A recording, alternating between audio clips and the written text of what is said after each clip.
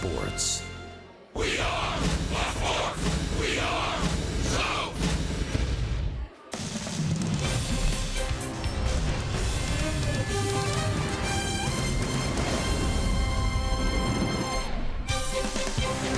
It's another beautiful Sunday for baseball in the Big Apple, where Atlanta hopes for e pluribus unum, one more win against the Mets.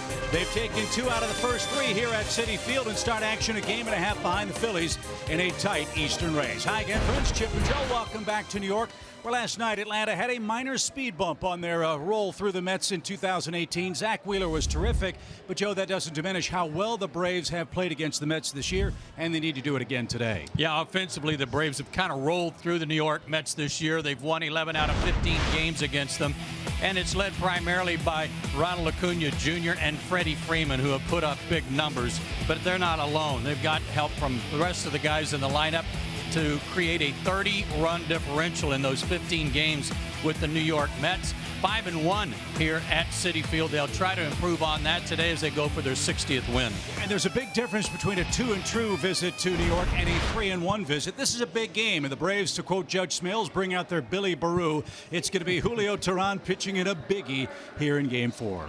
Julio really has dominated the New York Mets himself, and he's pitched really well this year. He's made 3 starts against them. He's gone 7 innings in each of those starts, and he's pitched brilliantly. But the one thing to watch for Julio Teheran is the way he finishes. The last 2 years, he has really gone to the whip over his last 7 starts and finished strong. Now, he's got more starts than that left this year, somewhere in the 10 or 11 range in terms of starts that are left on the season. But if he can come anywhere near this kind of record down the stretch, it'll be a big boost to the rotation and a big boost to the team as they try to run down the Phillies. Atlanta will not face Steven Matz today. He's hurt. Corey Oswald gets the ball for New York. And Julio Teheran tries to win another big game against the Mets here in New York. Kelsey Winger talks about his start today when we come back for Game 4 next.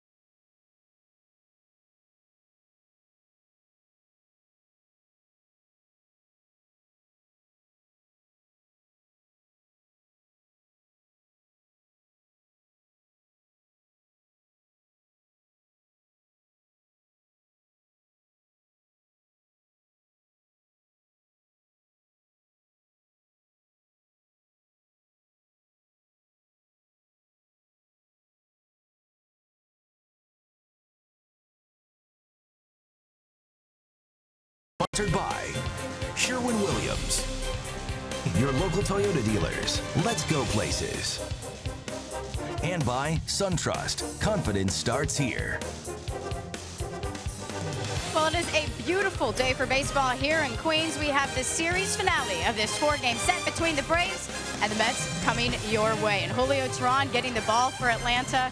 And the Braves just keep getting more pressure put on them to win as the Phillies and the Nationals keep winning. But when you're playing the Mets and you're playing in Citi Field, you want Julio Teheran to have the ball for your ball club because he has been phenomenal versus the Mets so far in 3 starts this season. Look at that ERA. .86. So the Braves really need this Julio Teheran to step up to this task versus the Mets and help lead them to a series win. I sat down with Julio and talked to him about the differences from pitching at this time last year to this time this year and how important he's taking each start. This year is different. You know how we're doing it. It's a lot of different. Last year we were getting ready for the finals 2 months of the season. Right now we keep batting for getting to winning the division. We're doing great. That's been different too. And we just keep batting. We just keep batting to get on top of the division, and it's a lot different. Right now I'm taking every start has a very important start. I'm preparing the same way, preparing different. Just doing great, like trying to get ready for a great start. So again, Julio Teheran with a .86 ERA this season versus the Mets, a .214 career ERA here at Citi Field. And that is the veteran Julio Teheran that the Braves are going to need today. Like we mentioned, Steven Matz was placed on the DL, so Teheran will take on Corey Oswalt, who will get the start as Julio Teheran tries to lead the Braves to an important series win. We have the Braves and the Mets. Game 4 with Chip and Joe is next.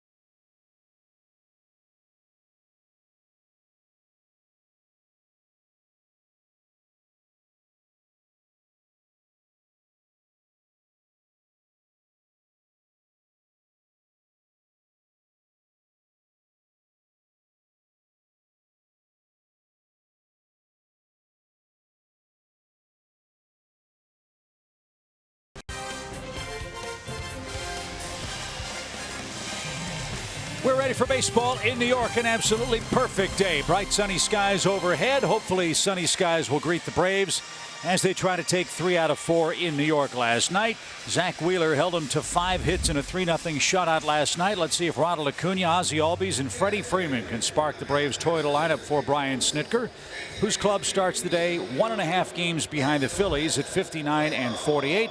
And they won't face Steven Matz today, Joe. They're facing Corey Oswalt, who's had a very nice run of late at home. He's a big horse, too. 24 years old. He'll be 25 next month. 6'5", 245 out of San Diego.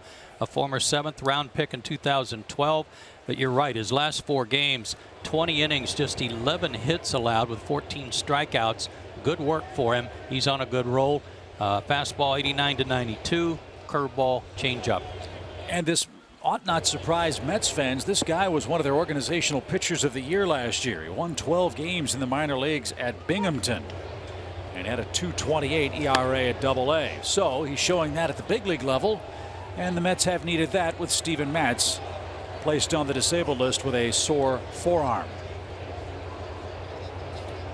Ronald Acuna, 269 for the year, almost got hit, and the count even to him at 1-1. Braves have won 11 of 15 head-to-head with the Mets. They're 5-1 here at Citi Field with one more trip to make. And a broken bat pop-up right in the middle of the diamond, right side. It'll be Wilmer Flores, and he's got it on the grass, and there's out number 1.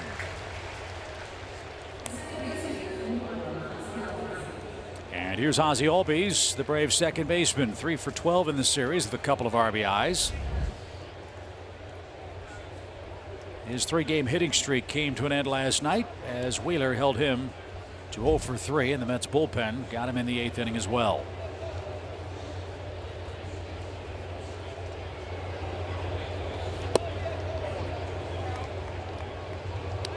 One ball, no strikes. Ozzie at 280, 20 homers.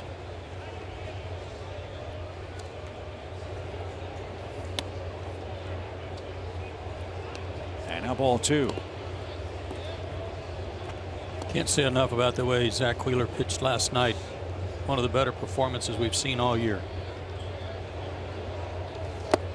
It's saying something when you can make the case, and it's probably a very good argument. He actually pitched better than Jacob deGrom. You could actually make that argument. You sure could. And the Mets folks tell us that's the way he's been pitching for the last 4 or 5 weeks.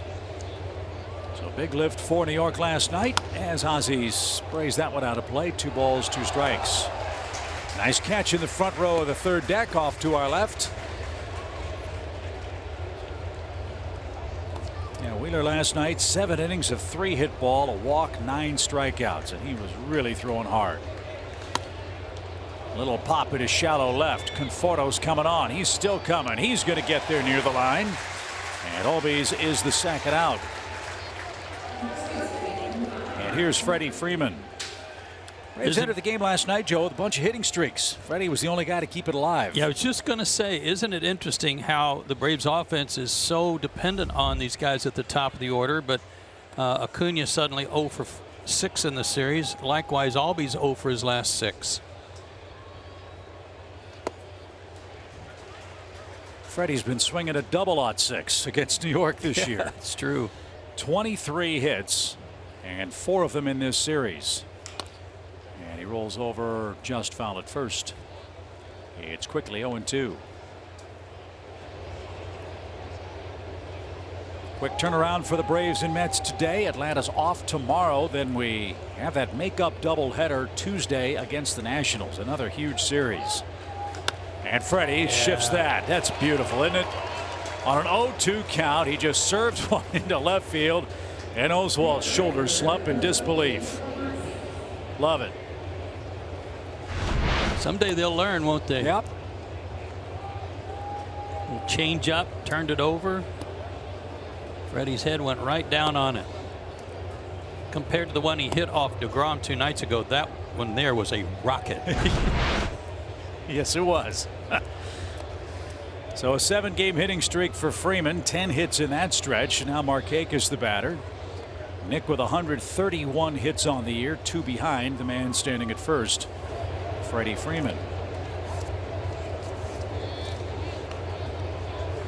There's a great note in the Braves press notes today.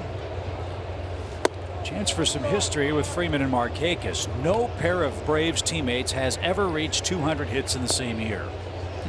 The last team with multiple players having 200 or more hits, well, was just 2 years ago. The Red Sox had Mookie Betts and Dustin Pedroia accomplish that. And a line drive into left center. That's going to get down. Freeman cuts the bag at second. He's on his way to third. Smart play by Jackson to throw it into second base. And Atlanta with a rally with 2 outs. Back-to-back singles from their 3 and 4 hitters. And that snaps a mini 0 for 5 for Nick. Another changeup. Down and away. Good piece of hitting by Markakis going the other way. So 133 hits for Freddie, 132 for Markakis. Kurt Suzuki looks for hit number 1 in this series. It could give the Braves the lead.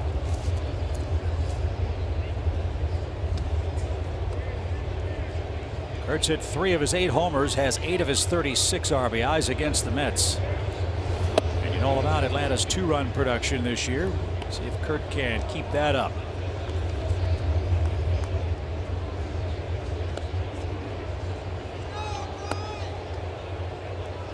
Early run or two for Julio Teheran would go a long way. Braves have 206 2-out runs this season. They've also scored 177 runs in the 7th inning or later, so we'll keep an eye on that today. 1 ball, 1 strike for the Atlanta catcher.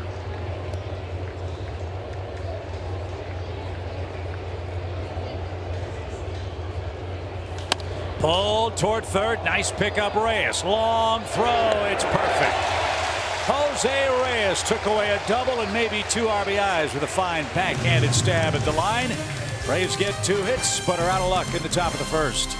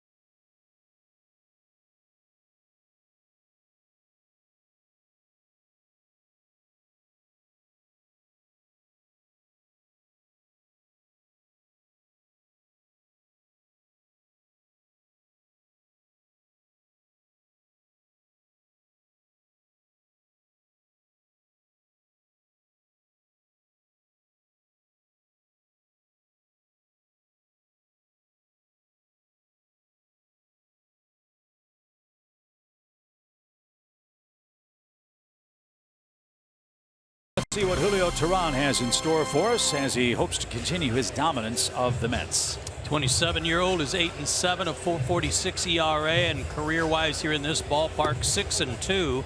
And his last 5 starts here, he's undefeated, 4-0 with a 0.76 ERA. Now then, let's go to the 4 keys, and these have basically been seasonal keys for him. Number 1, first inning. He has an 8.14 ERA in the first inning. 7 of his 21 homers in the first inning. He's got to get by that. Walks and homers.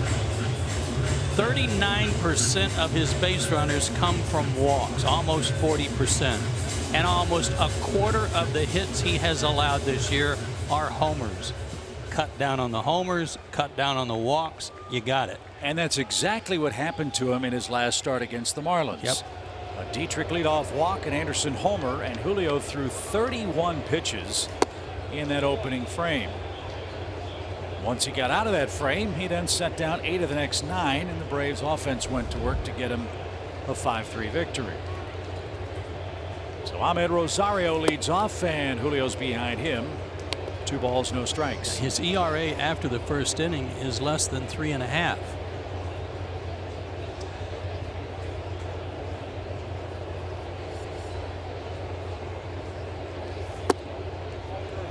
Ooh, Suzuki held it there an extra moment, but didn't get the call from Chris Siegel, the home plate arbiter today.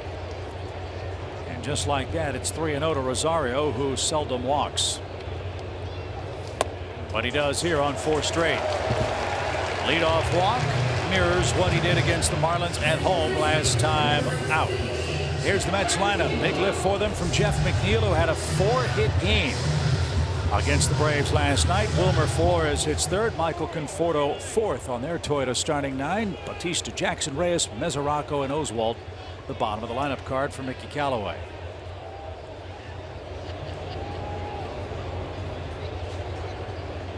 Rosario has 9 steals, goes on the first move. The pitch, a strike, ball dropped. It's a stolen base.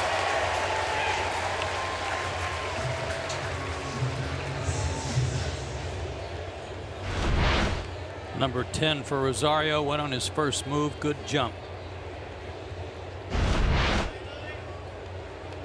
It's an RBI chance for McNeil, who's 5 for 9 at the plate in his home batter's box, batting .320 for the year. Limited duty, of course, but what a thrill for him. 7th Met to have a 4-hit game within his first 10 games in the big leagues. Last done by T.J. Rivera. And with Asdrubal Cabrera now wearing a Phillies uniform, McNeil's getting a lot of playing time to show the Mets what he can do the rest of this season and perhaps beyond.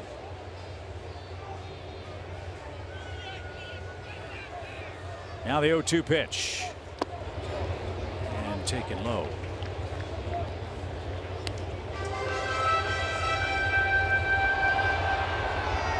Julio knows all about the first inning. The Braves know all about the first inning. It's almost become a self-fulfilling prophecy for him of late. See if he can get out of this first inning with a scoreless tie, with McNeil digging in behind in the count. And a productive at bat. Runner to third, 1 out. This guy's been really impressive. Hadn't hit a whole lot of home runs in the minor leagues till this year, and he had 19 of them in AA and AAA combined. He's come up here and really impressed. 26 years old. He's no kid. So the key man in the inning becomes Wilmer Flores. Tough man to strike out. Flores can hit a fastball, and he's got 10 homers. Runner at third, 1 away. As Julio stretches and delivers a strike. Wilmer didn't think much of that call.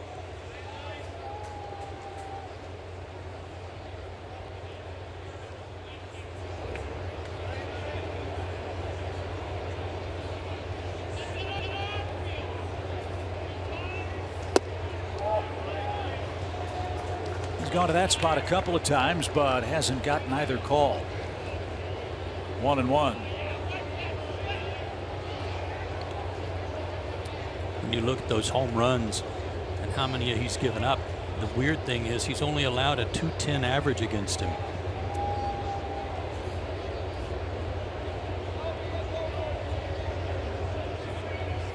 Well, the numbers you mentioned are just unbelievable. 24% of all the hits allowed, you said, are homers? Correct.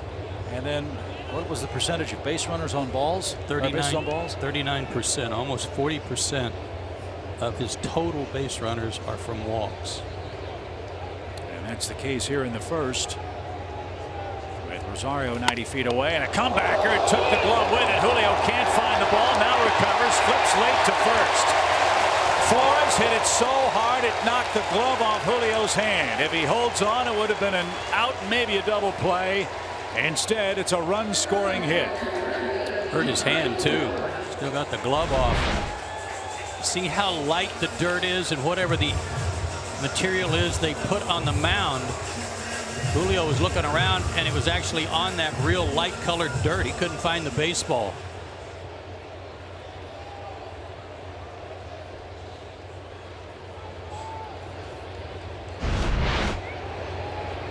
Couldn't see it either. I was hoping it was stuck in his glove. Yeah, it stands to reason. You look in the leather first and see if it stuck.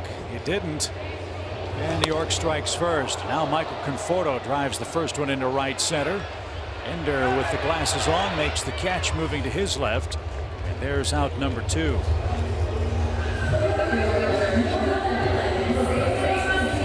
And that'll bring up former Brave Jose Bautista. Rough patch for the Mets right fielder today. He's 0 for his last 18.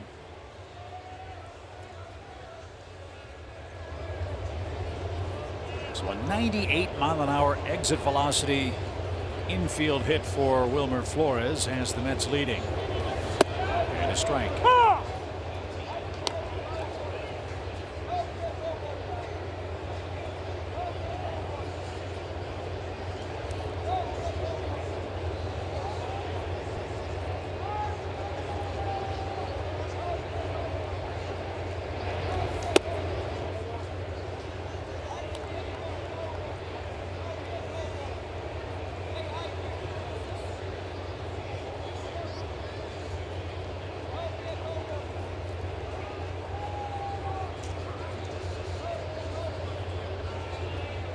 1 ball, 1 strike.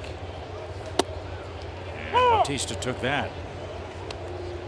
There's nobody in the lineup really that has any good numbers against Julio. As we told you, he's had great success against the Mets in his career.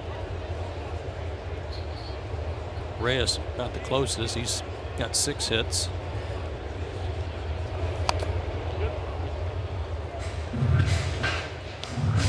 Did the quick math before the game. If they're starting 9 today, they have a grand total of 15 hits and 94 at bats. This group batting 160 versus Julio today.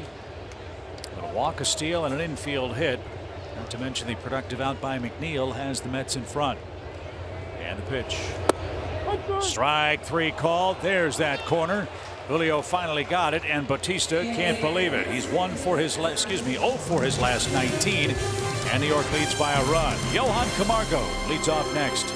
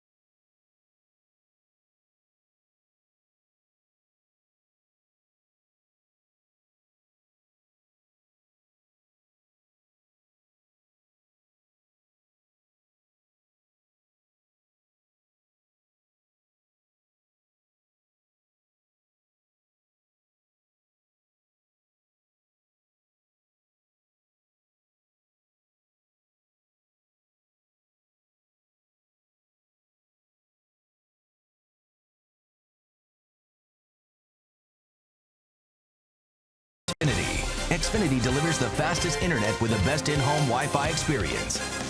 And by Delta Airlines. Wilmer Flores has the game's first RBI, an infield single off of Julio's glove. To the second we go, 1-0 New York in front. Johan Camargo will get things started against Corey Oswald, and he swings late, strike 1. Camargo a couple of hits in the series, 3 RBIs.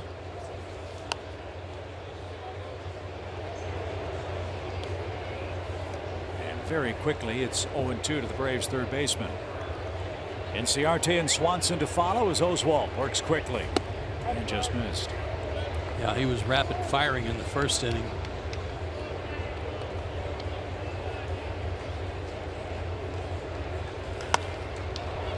To straightaway center, and Jackson to his right. A step or two is there. 1 out.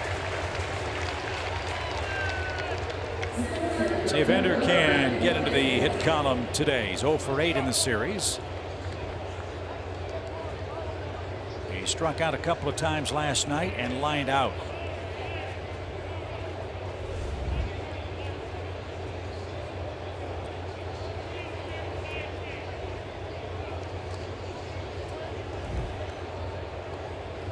Oswald is ready to go. And that one is poked up the middle. Maybe he should have waited a moment longer. That's the third Atlanta single. And Enders aboard with one out. And it's another one off a changeup. Ender did kind of reach out and comb this one, buddy. Dying away from him. And just past Oswalt.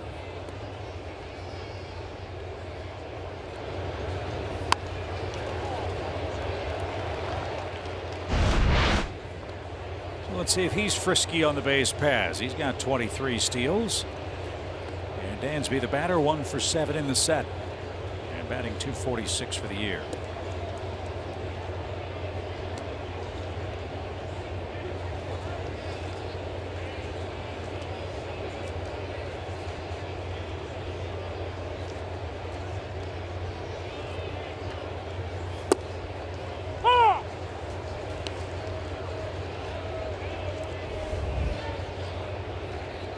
Dansby only had one hit to show for it last night, but he hit the ball hard a couple of times. Unfortunately, one of them was right at Rosario that started a double play.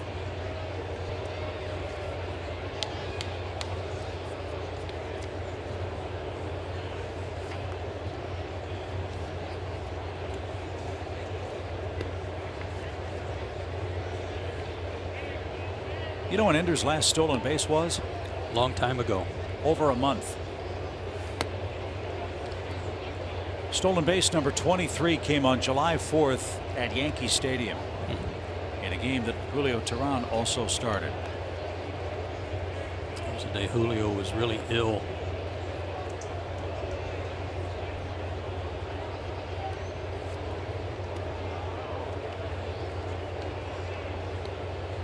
Good pitch to hit and run on if you don't want to send him on it by way of steal. Got the pitcher on deck, but he's a good hitting pitcher. Sinker in for a strike. It's 1-2.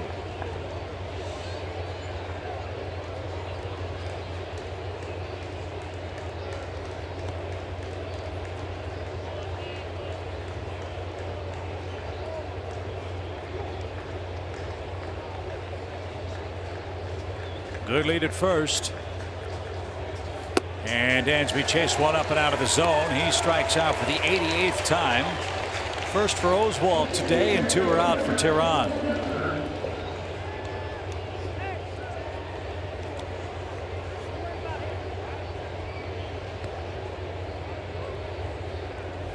Julio at 192 for the year. He's knocked in a couple of runs. Yeah, one of those was in his last start. Off of Chen. What you like about Julio is more often than not he puts it in play. He's only struck out 4 times this year.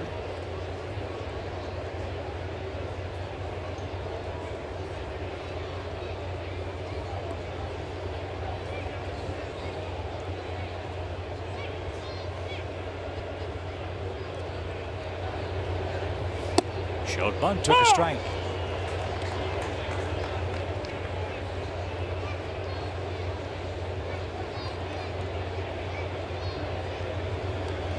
Braves trying to win game number 60 today. And out of play. This is game number 108. We are 2/3 of the way through the season. 54 left after today. The old adage, everybody wins 54, everybody loses 54. It's the 54 in between that make the difference. Well, that's where we're headed next. And we're also headed to the home second after Oswalt strikes out Swanson and Teheran. 1-0 New York after 1.5.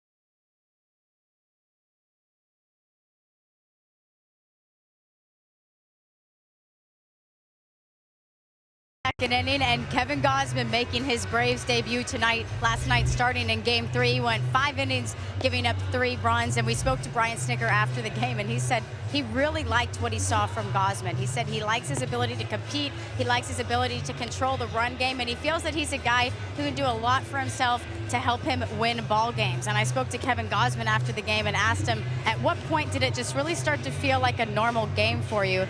And he said really after that first batter, but something he said that stuck out was he said it was a weird day for him because he was actually more nervous for last night's start than he was for his major league debut. But he did say he thought it went well. He feels like there's a lot to build off of, and he really enjoyed working with Tyler Flowers.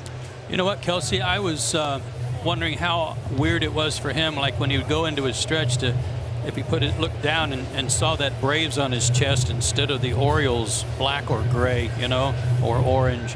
I bet that was kind of a weird wake-up call when he saw that. You heard Kelsey say Brian Snitker was really impressed with his performance. Were you? I was. I thought he had good stuff. His fastball played well at a 95 at the top of the zone.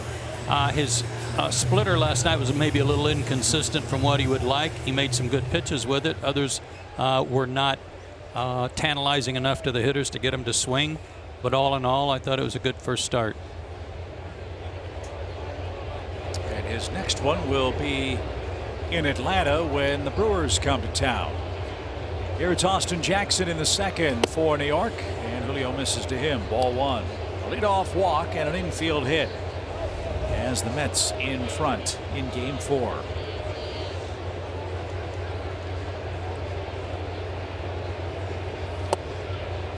Pitch and an even count.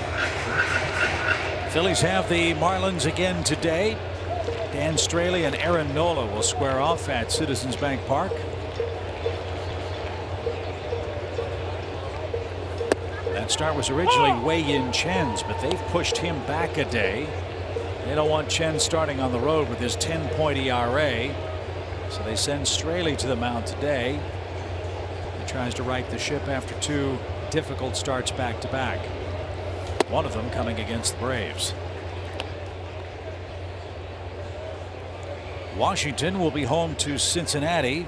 Castillo and Rourke will be the hurlers at Nationals Park.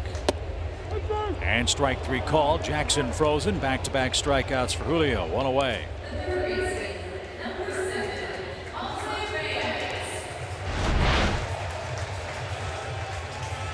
Good movement on that fastball. 2-seamer looked like came back top of the zone. Jose Reyes made a big play in this game, robbing Kurt Suzuki of a double that might have scored 2 runs. He's playing third base today and enters action with a 190 mark. 3 homers, 10 RBIs. 2 of those homers came in 1 game against Washington. He homered from both sides of the plate after giving up 2 homers as a emergency pitcher the night before. I'm not sure Frazier would have made that play at third base. Might not have. So the good news for the Mets and Jose Reyes, he's hitting over 300 his last 11 games. The bad news is he has a 54 ERA. But he's ahead here, ball 3. Don't want to put him on. You know Reyes can run.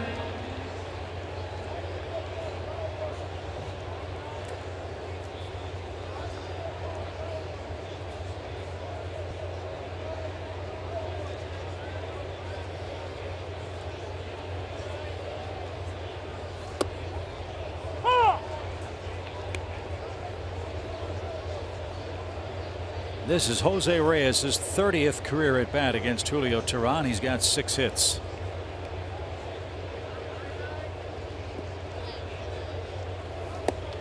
And he takes ball 4. 2 walks for Teheran in his many innings. And now Mesoraco, the catcher's coming up. His fastball's moving a lot. Just got to get it to move to the corners to the plate and not off the plate. He can probably throw that pitch when he's ahead in the count, but they're not going to offer too often when they're ahead.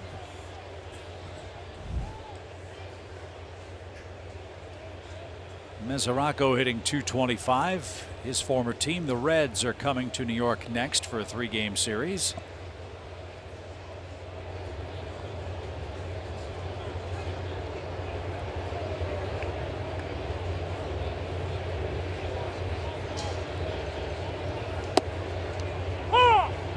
Strike one.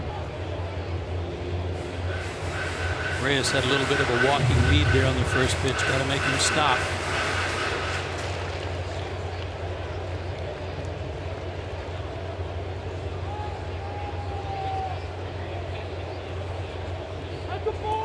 And Julio's called for a balk. The home plate umpire, Chris Siegel, calls him for a balk.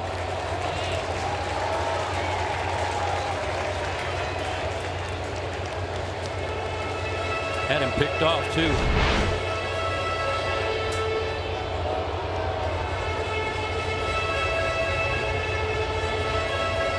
Not sure what he did there. A lot of teams have complained about Julio's first move, and they've complained about his back knee or front knee flipping, bending a little bit before he goes to first. Pickoff play at second. The ball got away from Ozzie. What did that hit? Base, I think. Fortunately, it ricocheted right to Dansby Swanson.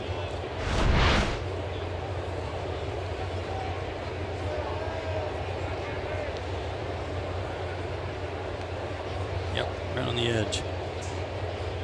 Perfect throw.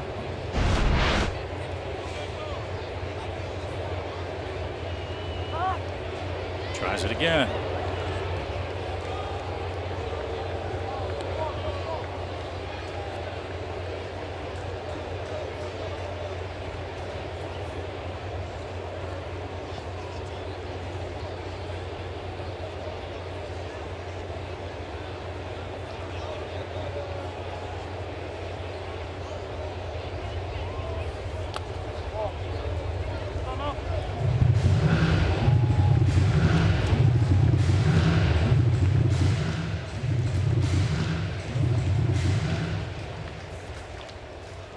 Mesoraco came over from Matt Harvey, you might recall.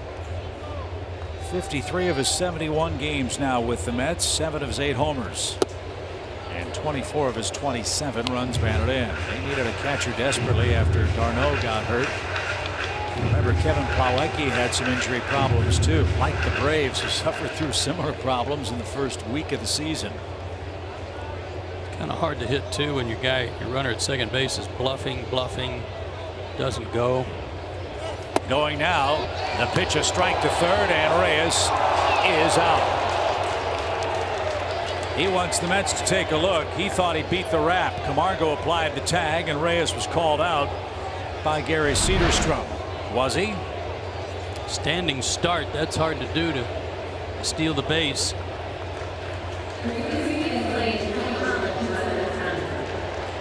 If his tag missed the arm going by, they may overturn this. But I think he got him. See his glove kind of curl up there as it goes to the chest. Right there. And the hand clearly not atop the base yet. Fortunately for the Braves, the call was out, so there has to be enough evidence to overturn this challenge. Big Mets crowd thinks Reyes is safe at third base. We'll see what Replay Central here in New York has to say in a moment. If this call stands, it'll be out number 2 and a 2-2 count for Mesoraco. And the verdict is in, which oftentimes is good news. He is out.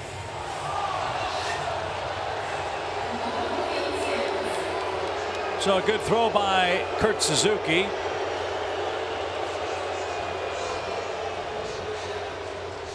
That took less than a minute to confirm that Jose was the second out. Now Julio's a strike away from sending the Braves up in the third inning down a run.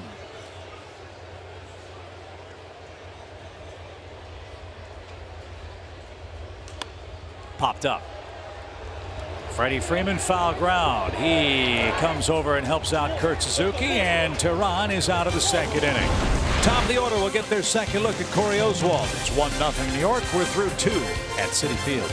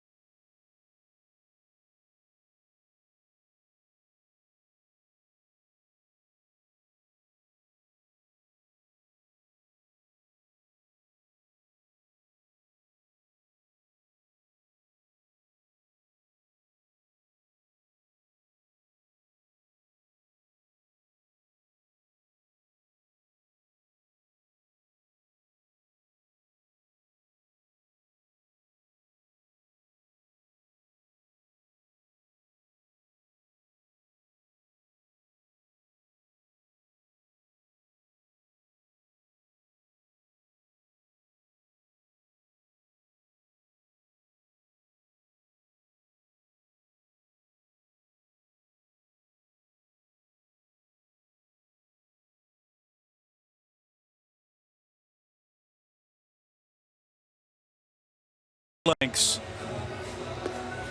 to take care of the Braves. A Braves fan in the dunk tank. Can you believe that? Man, oh man, that's cheap. They got to get something going this year. They can't win out here. All in good fun, of course. And a nice way to cool off. It's a warm day here in New York. Temperature pushing up toward 90, 91 degrees. Hopefully Acuna will heat up. He's our Georgia lottery hitting the jackpot. Last 13 games have been very good for him.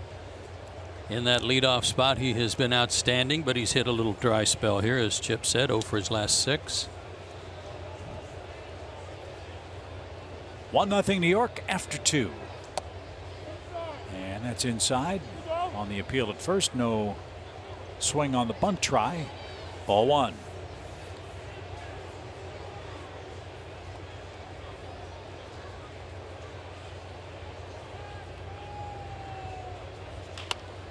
Right to the shortstop. Rosario loads up, 1 out.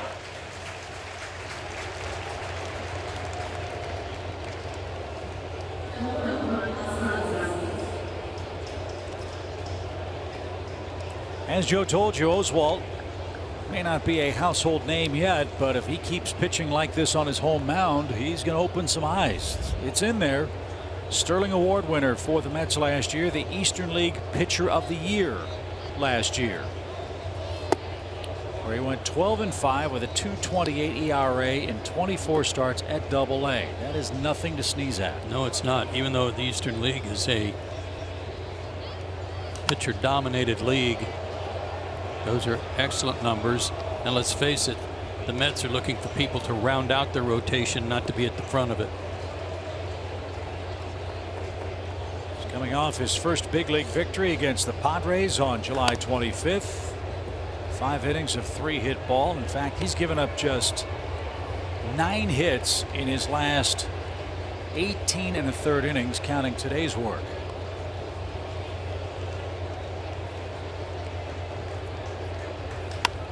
High fly ball toward left. Conforto drifts back shy of the track. And there's the second out. So as it so often is regarding teams or players, it's not whom you face but when. And right now Oswalt and Wheeler, 2 very hot pitchers in rotation for the Mets. And Freddie the batter, he singled, beating the shift on an 0-2 count his first time up.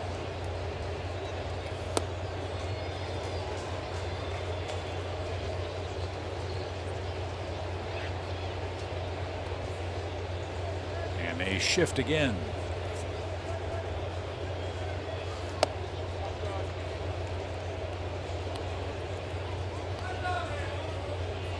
Tell you what, if you're playing defense for the Mets today, you can't go to sleep. This guy's working quickly. Again to left, again Conforto, and again the Braves are out in order. 1, 2, 3 in the third. Oswalt leads off with a 1-run lead.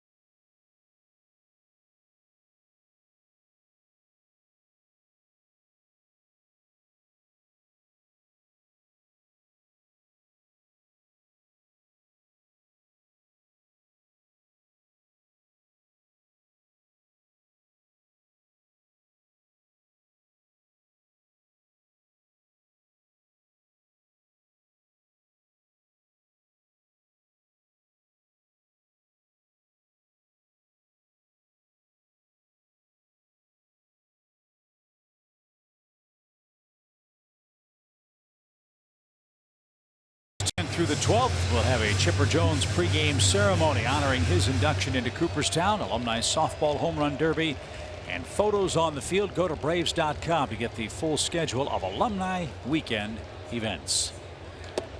Corey Oswalt leads off. He's 0 for 5 at the plate with 3 strikeouts. A leadoff walk turned into the lone run against Julio Teheran so far today.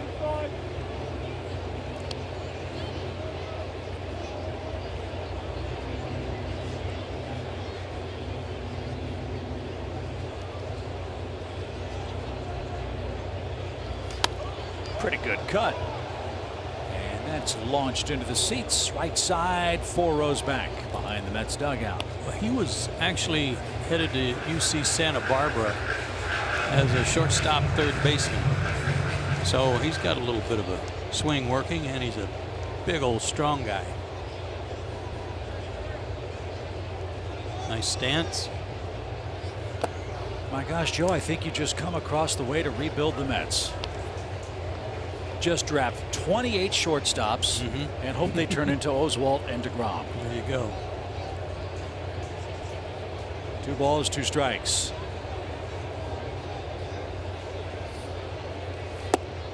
And he got the call there for strikeout number 3 and a good start to inning number 3. Let's take a look at our Verizon player profile. Today's feature, Brave starter Julio Teheran. His last 13 starts against the Mets, unbelievable 163 ERA and a 157 average against him. And pitching into the 7th inning on average in each one of those. His teammates need to figure out a way to solve Oswalt and get some runs for him today. And Julio's got to solve Rosario, who came into play hitting a .182 since the All-Star break. Rosario walked on 4 pitches to start the game, stole a base and scored. Still hasn't seen a strike.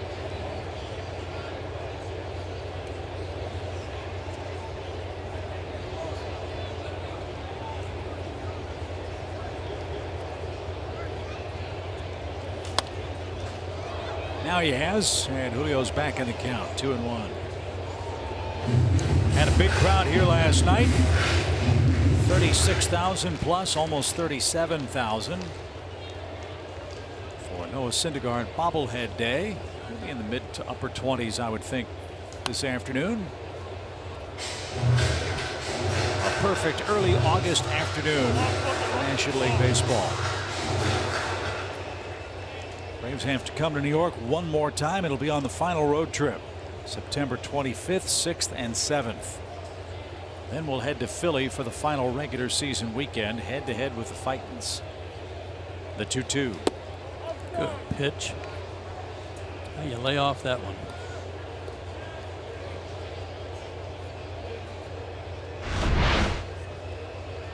Again, good late movement.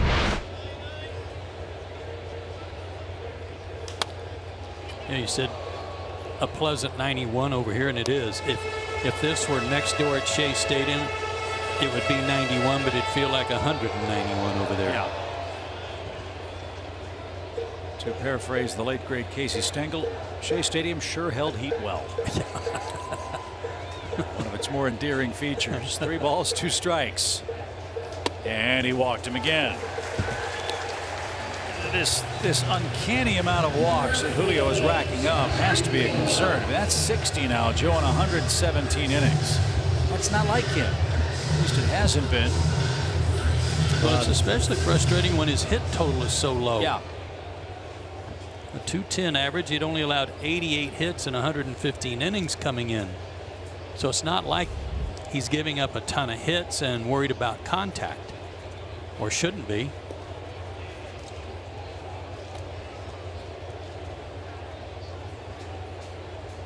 Last year in 188 innings, Julio walked 72 guys. He's up to 60 now. Way ahead of his pace. His career high is 73 walks. That was in his second of back-to-back 200 innings pitched years for the Braves in 2015. So you're right, he's really making it tough on himself with all these extra base runners via the base on balls.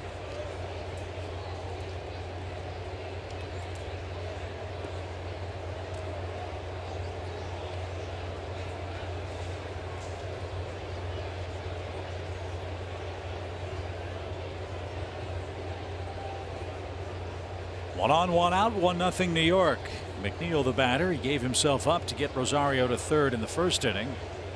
He'll try to chase him around himself here. And he just might do it. A shot into the right field corner. That's in for a hit. Rosario chugging for third. They're going to wave him. Here comes the relay throw to Ozzie. Play at the plate late. McNeil does it again. His 6th hit at home. And the Mets cash in another walk and lead 2-0.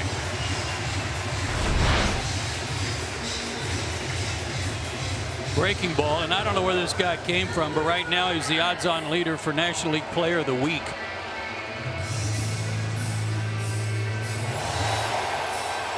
Rosario runs well, able to score easily from first.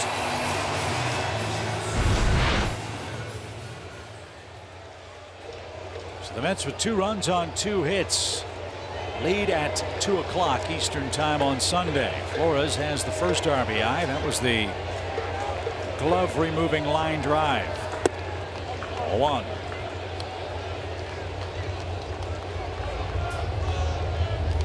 The other maddening thing for Julio is the inconsistency from start to start.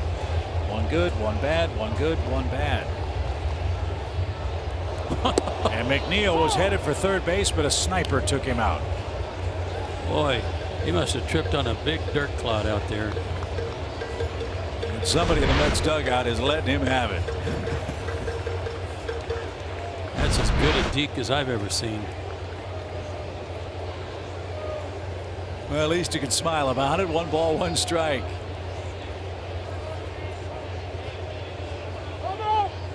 Oh, very late time call.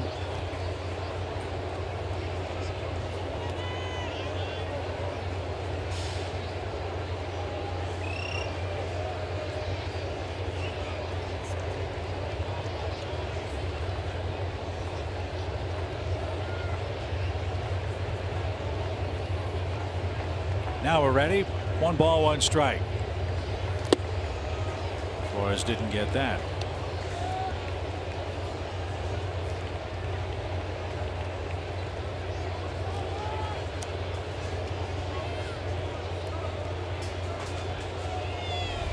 Mets had an amazing stat on Wilmer Flores earlier in the series, as this one's rolled toward third and foul. Wilmer Flores today is playing first base for the Mets for the 17th time in their last 18 games. That is the longest stretch of consistent play for any of their first basemen all year. Remember, they've had Dominic Smith over there, Bautista has played over there, Bruce has played over there, Adrian Gonzalez was there before he was let go. So that might be a position of need for New York this offseason. A ball and 2 strikes. And it's grounded towards short. Backhand play. Dansby, plenty of time with the slow-footed Flores running. And McNeil has to hold at second with 2 outs, and his tumble may have just cost him a run. If he got to third, he might have been able to score on that play. Conforto's been very aggressive early in the count in this series, especially with a guy in scoring position. He might be again.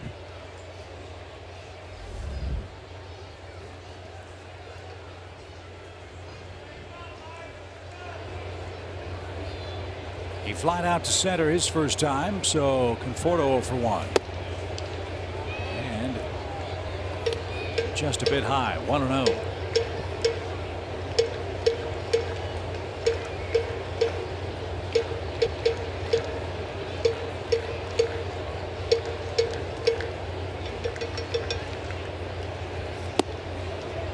And just in case you wondered, Will Ferrell is not here, but someone is enjoying more cowbell here in the Mets third.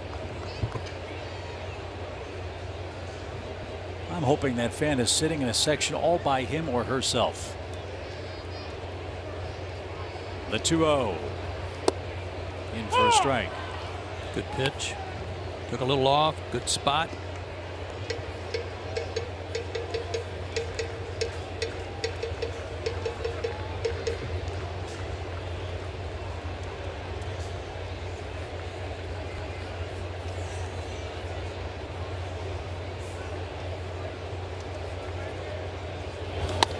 Hammered, foul.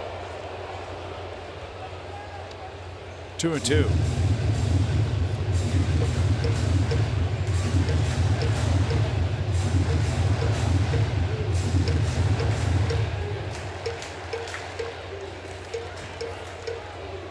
Heavy workload for Julio. Does not yet have a perfect inning.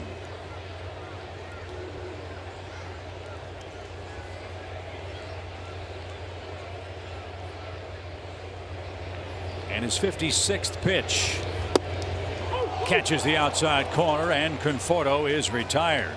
But the Mets cash in one of Joe's keys. Those walks have been harmful. They've accounted for both Mets runs, and we head to the fourth.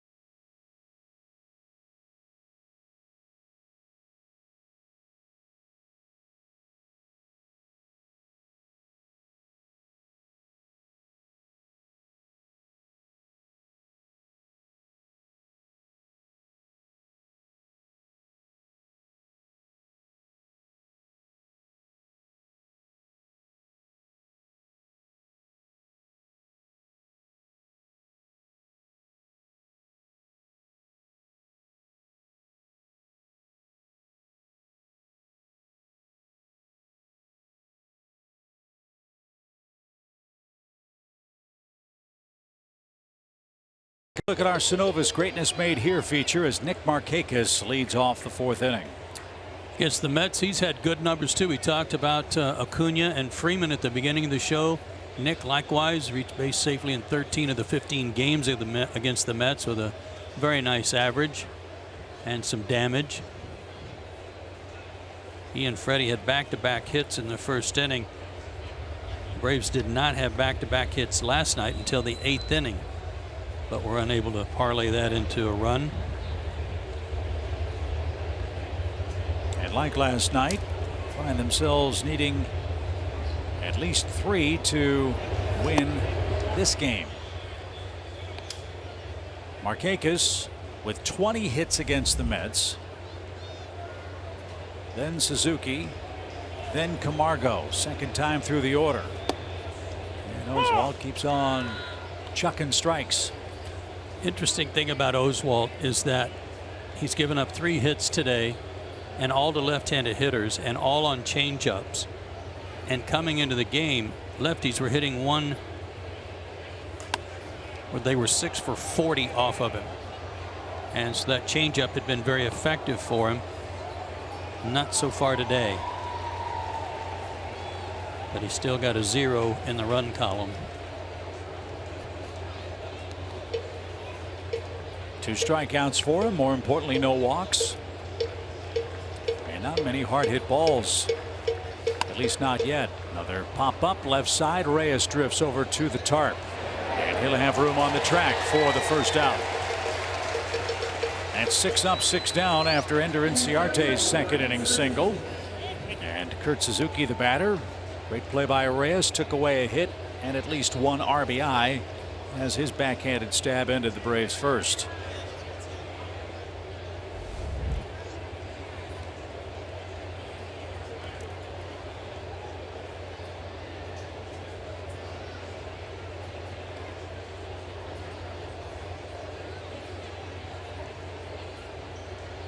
Braves came into last night's game flying high, winners of 5 consecutive games, averaging over 5 runs a game. Wheeler shut him down on 5 hits last night. Braves have 3 hits in tonight's game. And that's hammered down the line. Well struck, but well fouled. It's 0-2. And if there's been a magic number for the Braves, the number's 4. When the Braves score 3 runs or less in a game, they're 7-34 for the year. So got some work to do today. The pitch cut on and missed, and Suzuki is retired on 3 pitches. Strikeout number 3 for Oswalt, and he's retired 7 straight.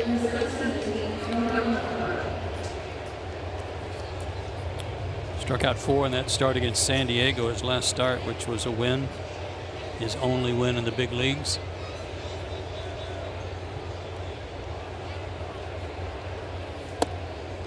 I mean, he's not throwing 98, he's throwing 92, which is more than respectable. Joey's throwing strike 1. He's not walking people. He's down in the zone. Getting outs early in the count. And he should get an out on 2 pitches to retire Camargo. He's through 4 innings on 46 pitches, and more importantly, he leads 2-0.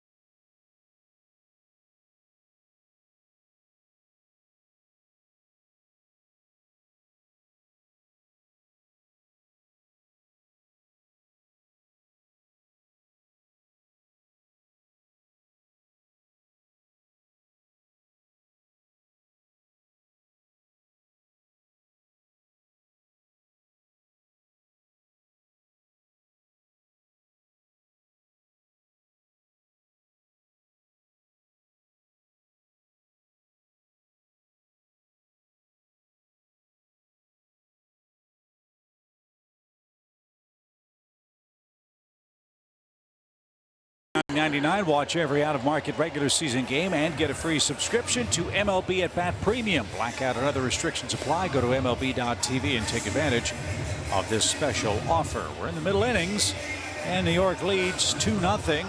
Ahmed Rosario's done a nice job in the leadoff spot. The Braves have walked him twice. He scored both runs. Julio Teheran could use an easy inning. He's up to 56 pitches after 3. And he'll have Bautista, Jackson, and Reyes coming up for New York.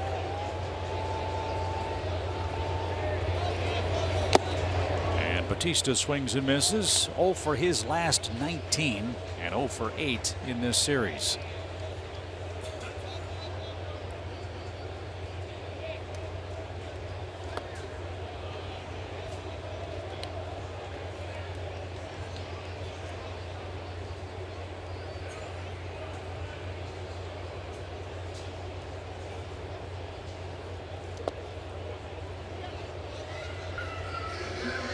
Phillies and Marlins are scoreless in the second inning. Again, that's Straley and Nola. Washington has scored a run in the third inning. They lead Cincinnati 1-0. Tanner Roark and Luis Castillo. The pitch.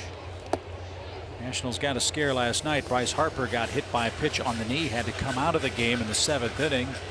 They were worried he might not be able to play today. I understand he is in the lineup for the series wrap up with the Reds. And Harper has heated up. We'll face him twice on Tuesday. The pitch. Did he go? Yes, he did. Bautista out on a check swing strikeout. Second time Julio's gotten him. And a good start to the 4th inning.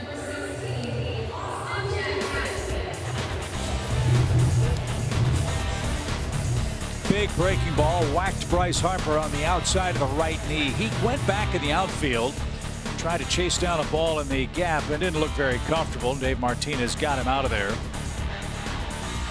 They can't afford to lose him if they're going to make that one last run many in baseball think they'll try to make. Yeah, right on the outside of the knee, boy, that will almost paralyze you. The Nationals are 4.5 games behind the Braves. They're 6 behind the Phillies. They split a double dip last night. Hopefully that will work in the Braves' favor on Tuesday. Doubleheader on Saturday, doubleheader on Tuesday. Max Fried and Jeffrey Rodriguez will meet in game 1. Excellent matchup in the nightcap. Newcomb and Scherzer. And this one by Jackson is absolutely crushed. 3-0 New York.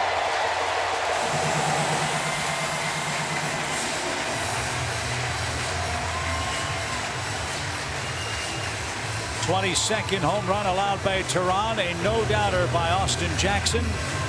His second of the season.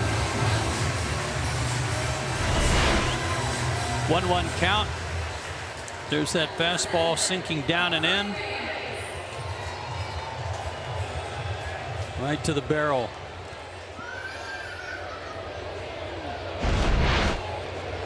So first inning and walks and homers were the Ford Keys. They've come to play today. Acuna in left. 2 outs. Reyes retired. And Mesoraco the batter. He's popped out.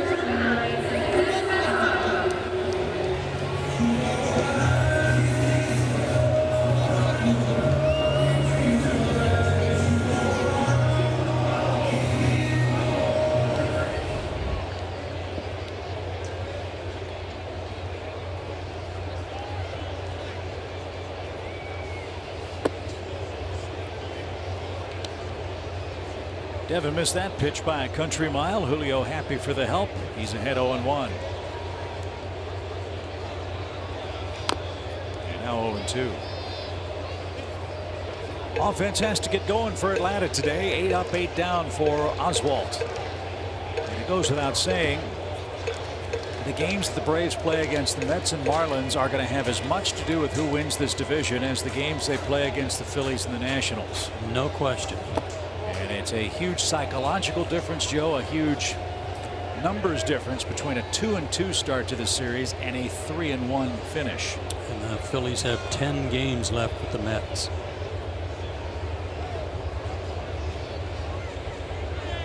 The 1-2 is banged to the left side. Dansby to his left, handles in the shift, and that retires the side. Jackson with a long home run extends the lead. Bottom part of the order coming up as we go to the 5th.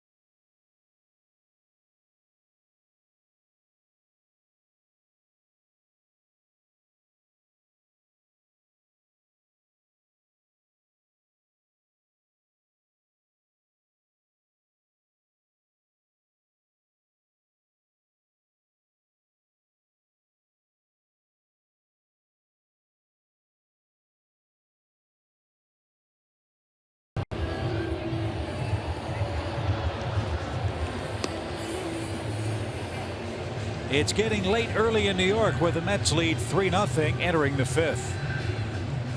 Visit your nearest Advance Auto Parts store to get the quality parts you want from people that know a lot about them. It's been a while since the Braves have scored a run. Got to change that today. And the lower third's coming up for the Braves. Ender, Dansby, and then Julio Teheran. Oswald has struck out 3, has walked none. He's needed just 46 pitches to get through his first 4 innings. He's trying to even his record at 2-2, coming off his first big league win in his last start.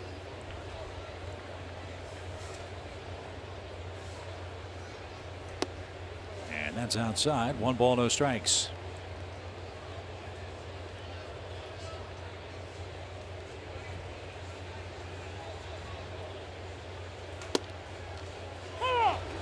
I've been trying to think who this guy reminds me of, and you mentioned his big frame.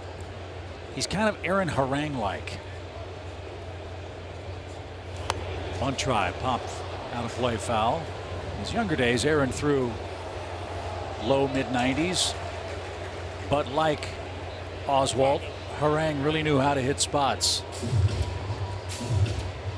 That's what this young man has done against the Braves so far today, retiring 8 in a row. It's a great start Aaron got off to a couple of years ago for the Braves in the rotation. Had a tough second half, but he pitched really well in the first half.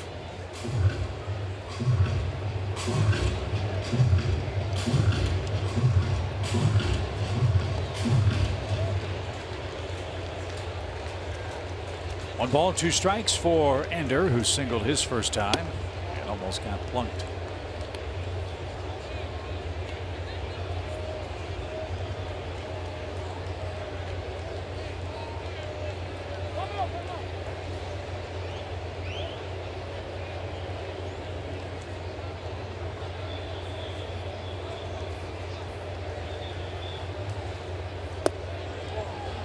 Oh, what a take.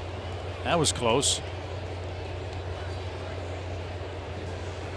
A leadoff walk would be nice. A leadoff base runner of any kind would be nice. Yeah, because dating back to the 5th inning of Game 2 the Mets pitchers are firing a gem. Last 17 innings, they've given up 8 hits and no runs and only 1 walk. Braves only gathered 1 walk in those 17 innings. Yeah, game 2, they retired the final 13 batters. Game 1, they retired the final 16 batters. You mentioned last night, multi-base runners in only the 8th inning against Wheeler and company. And today Oswalt has held the Braves to 3 hits as he's moving through the lineup for the 2nd time. Good battle here by Ender, putting up a fight.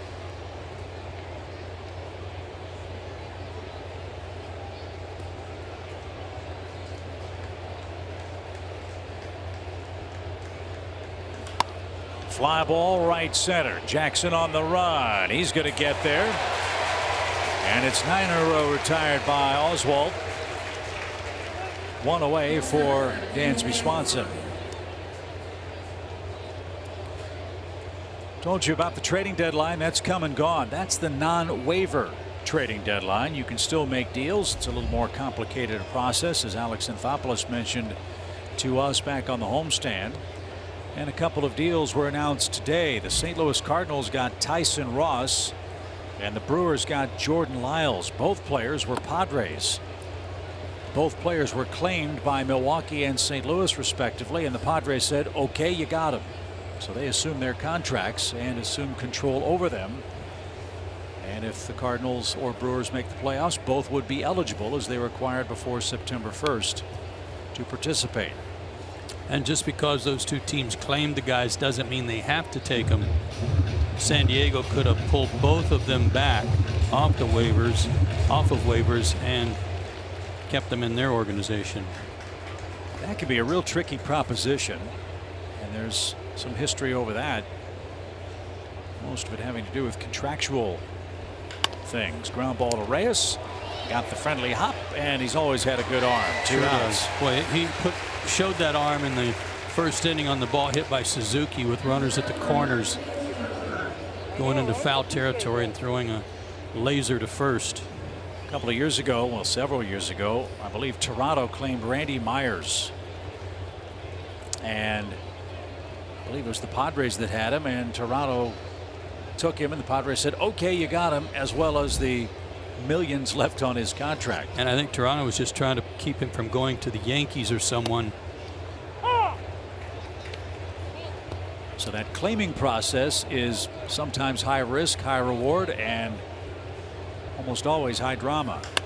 High fly ball by Tehran. He tomahawks one deep left, and he's just hit a homer.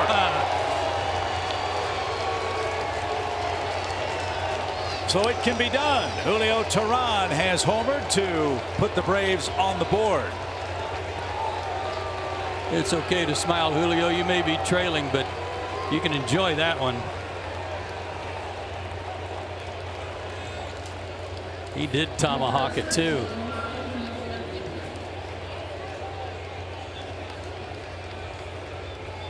Well, you said walks and homers would be the key. His first big league homer on no doubter. Tomahawk high, and he rifled it into the porch in left. That'll open the floodgates a little bit.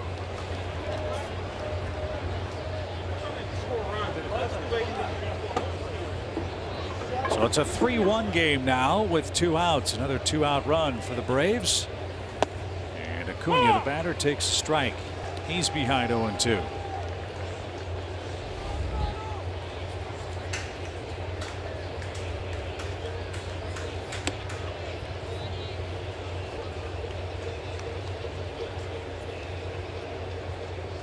First major league home run for the Braves starter.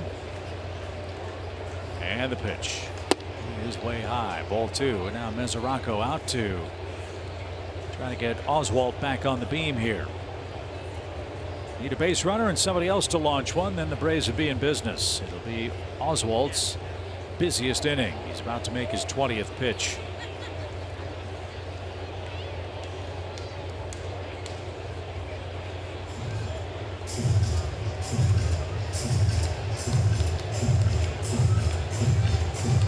charged an all-important mound visit. Oswalt 65 pitches, 50 strikes. And number 51 strikes out Acuna, who's 0 for 3. Julio Teheran, the only man to touch the plate for the Braves so far. His first big league homer cuts into that New York lead. It's now 3-1 Mets.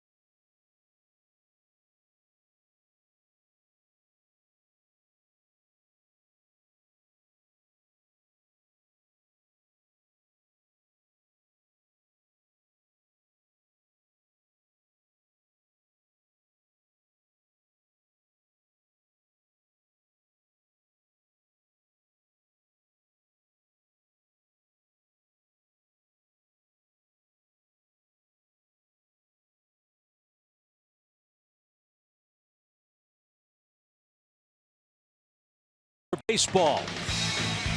Everybody remembers what Chipper Jones did against the New York Mets. Everybody remembers what Chipper Jones did against the Mets in 1999. He destroyed them. On his way to an MVP campaign, part of his Hall of Fame career that we'll celebrate all season long and when we get back home for Alumni Weekend. Slugger, Julio Teheran.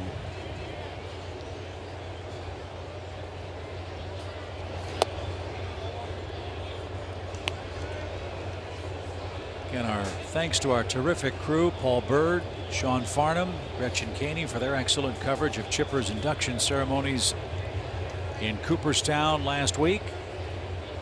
And all of that great content's available on the Braves Twitter account at Fox Sports Braves. It's exclusive content you won't want to miss.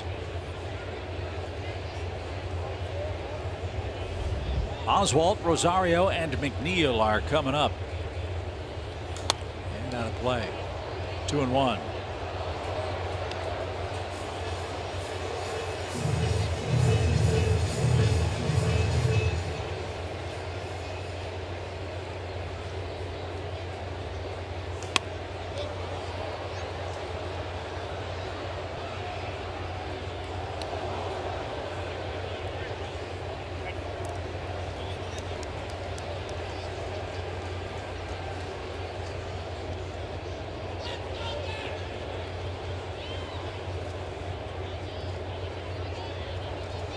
Two-two pitch. Strike three. Got the pitcher looking. 6 strikeouts for Teheran. And a successful start to his 5th inning. Now he's got to get Rosario out. This guy's a difference in the game. 2 walks, 2 runs. Make him put it in play. Hitting .235 coming in.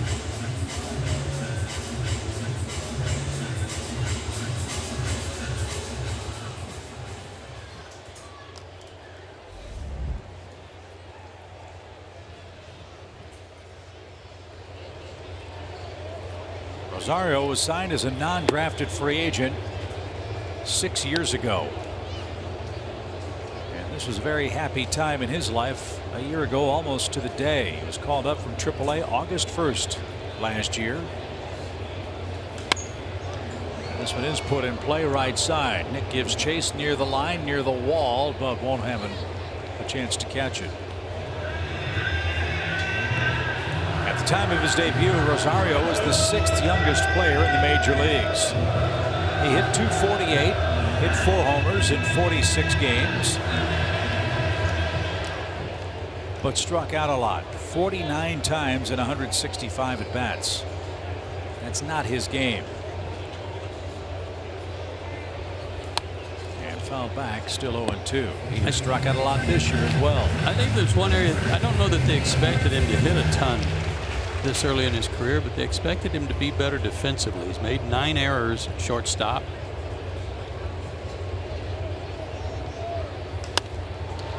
There we go. Fly ball straightaway center. That's where they go to die here in New York. 2 outs. But the point being, they hope they don't have to rely on his offense. They want him to catch the ball and bat 8 and hope that they've got some other guys in the lineup like Bruce or Cespedes or whomever to drive in runs. Well, he scored 2 today, and he's retired for the first time as McNeil bats. He has an RBI double.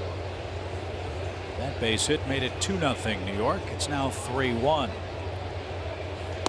And off the play, 1 ball, no strikes.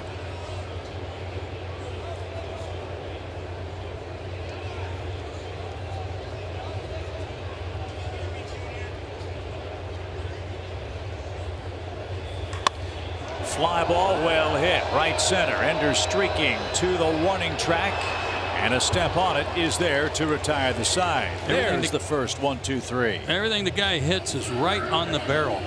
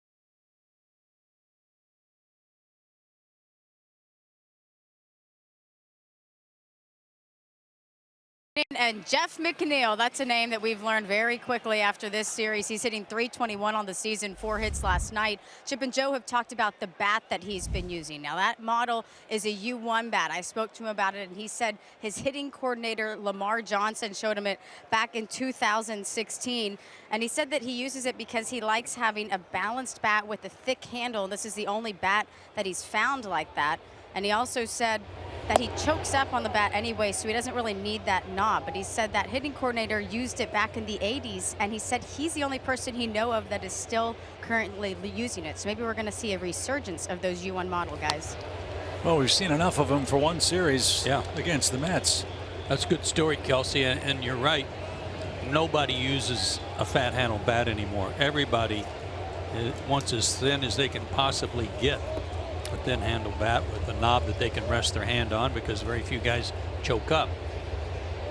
Ozzie, for example, has got his little finger off the bottom of the bat. Julio Franco used to have 2 fingers off the bottom of the bat. Yeah, U1 Ted Eulander model. The Jackie Robinson model used to also be a very fat handle bat, but it had a knob, small knob. Really? 2 balls and a strike. As Ozzie rolls over and stays alive, it's 2-2. It's amazing how all those little differences on a bat, 1/16 of an inch of thickness, one little indentation at the bottom of the bat, what a difference it makes for the feel and ultimately the results for a hitter. Ground ball into the shift. And Rosario's got it. The throw to first in time for the first out. And Chipper Jones said his career changed when Willie Stargell joked with him in the minor leagues saying, "Let me see your bat." And he looked at it and said, "Well, I picked my teeth with bigger pieces of wood than that." And then he gave him that big telephone pole style bat that Chipper swung, and once Chipper got used to it, the first time he hit a home run, he said it was like falling in love. And the rest, they say, is history. Freddie tries to beat the shift. But on back-to-back pitches, the Mets have back-to-back groundouts. 5-3 in the shift. Lamar Johnson, also a very big man and a first baseman in his career, power hitter.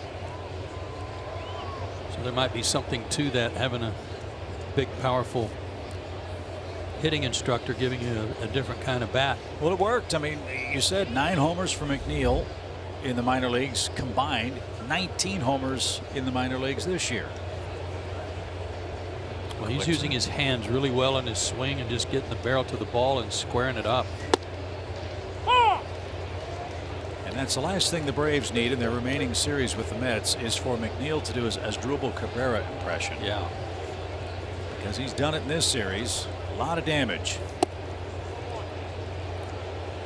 5 hits, including 4 last night, and an RBI today. Meanwhile, in the blink of an eye, the Braves have 2 outs in the 6th inning, down 2 runs. And the Mets will have their 3, 4, 5 hitters coming up.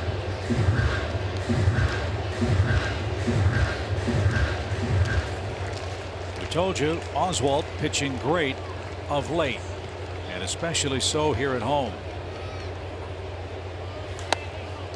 That one's out of play right side. Flores gives a peek, won't have a chance. That one's deep into the stands.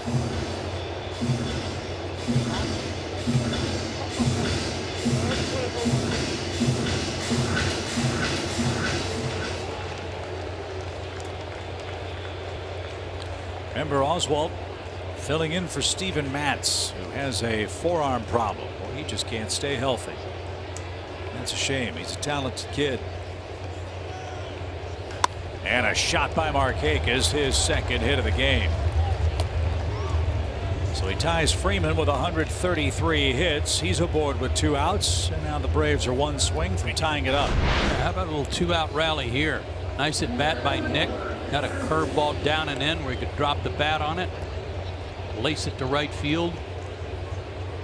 See if they can string some together. Braves have 207 2-out runs. A run today, a home run from Julio that came with 2 outs.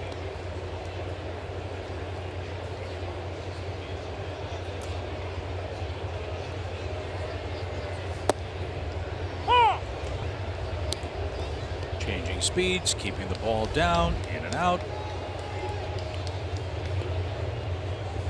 Oswalt has not walked a batter.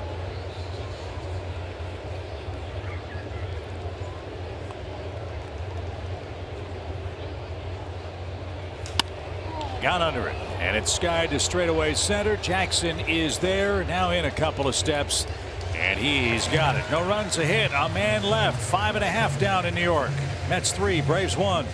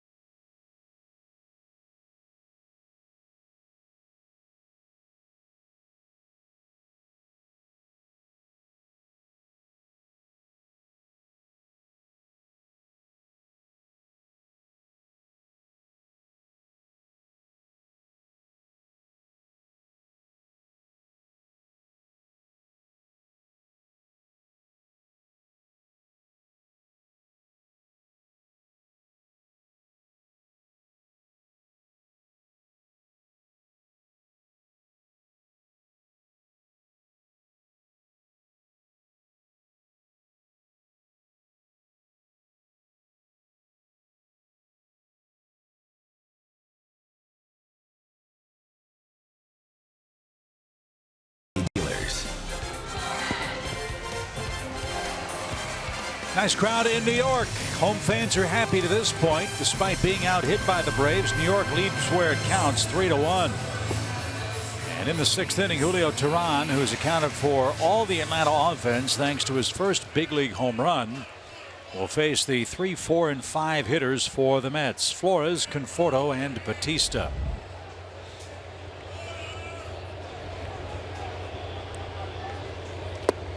And Wilmer didn't get it. It's a swing and a miss. No score. Phillies and Marlins bottom 3. Nationals 2, Reds 1 in the 4th. Braves a game and a half behind the Phillies and 4.5 in front of the Nationals. And a huge 4-game series with Washington begins on Tuesday afternoon. Julio's retired 5 in a row. 3 up and 3 down last inning. Be nice to do it again and get Oswalt right back out there and see how he handles the 7th. But it's not going to happen quickly as Flores shoots one between 3rd and short. He's got a 2-hit game.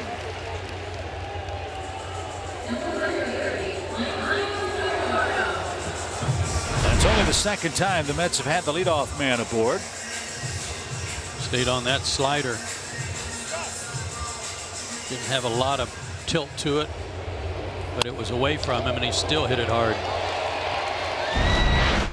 Yeah, I'm a big Flores fan, especially with his ability to hit a fastball, and I still think that you're able to pry him away from the Mets. He'd be a terrific bench piece for a postseason team because of all the hard throwers that come in late in games out of the bullpen. Michael Conforto hitless with a strikeout. He's got a solve Citi Field, batting a .170 or so on his home turf, which is in keeping with what the Mets have dealt with pretty much all year. They're 22 and 35 here at home.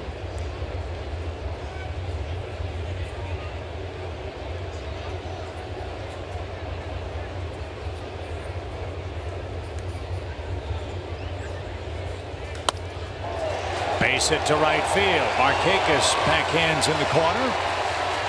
Flores will make 3rd without a throw, and the Mets have Julio in trouble here in the 6th inning. 1st and 3rd, nobody out. That looked like another errant off-speed pitch.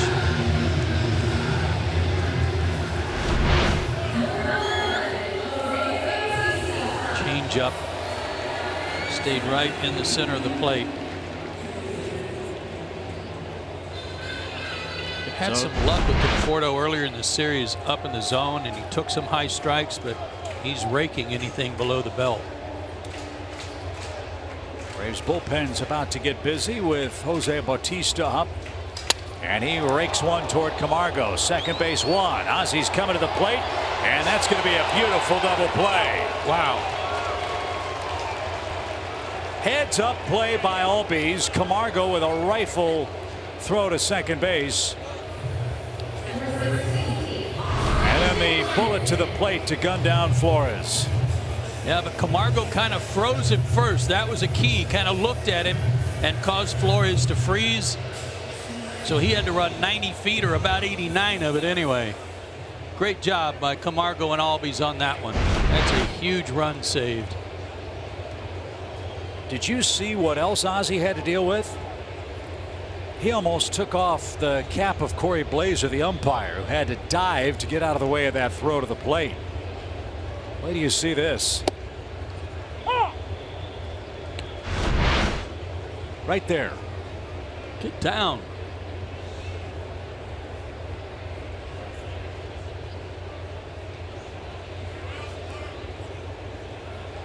So Bautista's at first with 2 outs. It is not too often you save a hitter. He hits into a double play but reaches. And then Ozzy's saying, hey, Corey, what up with that?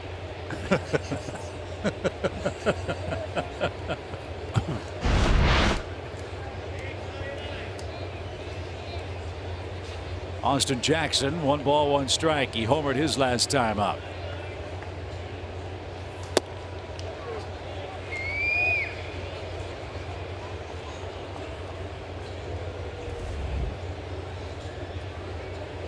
So Bautista at first on the fielder's choice.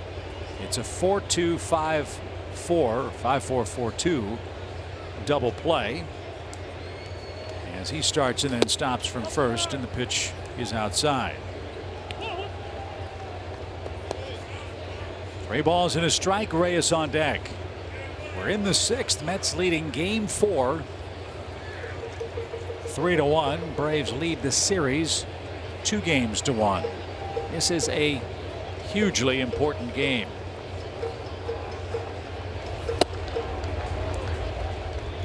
And now a full count. It's weird how sometimes a defensive play gets a team kick-started. Maybe that's what the Braves offense needs.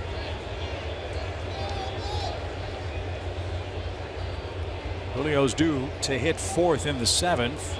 Braves bullpen is working. He's up to 92 pitches. Runner goes, and it just missed. Ball 4. So the inning continues. Reyes will bat with 2 on and now 2 out. And Reyes is not going to face Julio Teheran. The Braves are going to go to the bullpen and take Julio down here after 93 pitches in the game. So some excellent Atlanta defense helped Julio for the moment. He'll depart with 2 on, 2 out, and a 3-1 Atlanta deficit.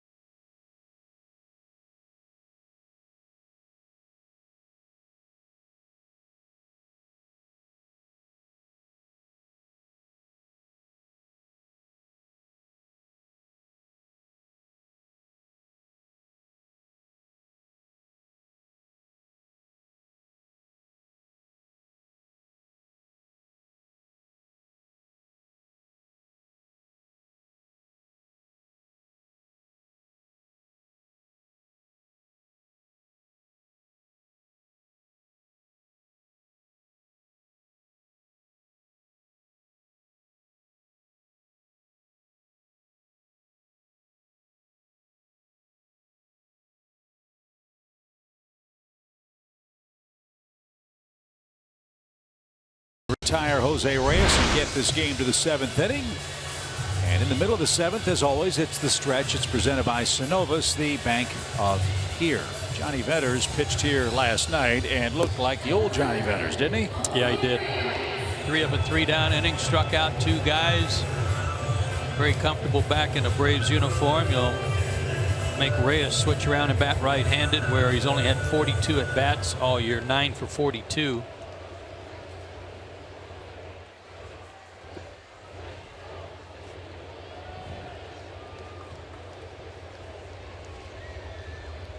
Reyes has walked. He's been thrown out trying to steal 3rd, and he's flied out to left. 3-1 New York. Big spot in this game. The pitch bounced up there. 1 ball, no strikes. You all know the history of Johnny Vetters, all the Tommy John surgeries, all the time he's missed away from the game. Both he and Brian Snitker are very well aware of his injury history.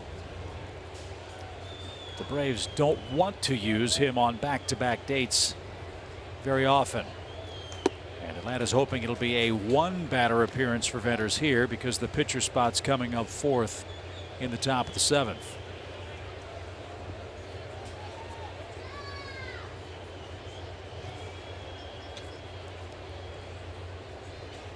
The 2-0 pitch. And it's bounced toward 3rd. Camargo's got it. Long throw. Freeman scooped it out of the dirt.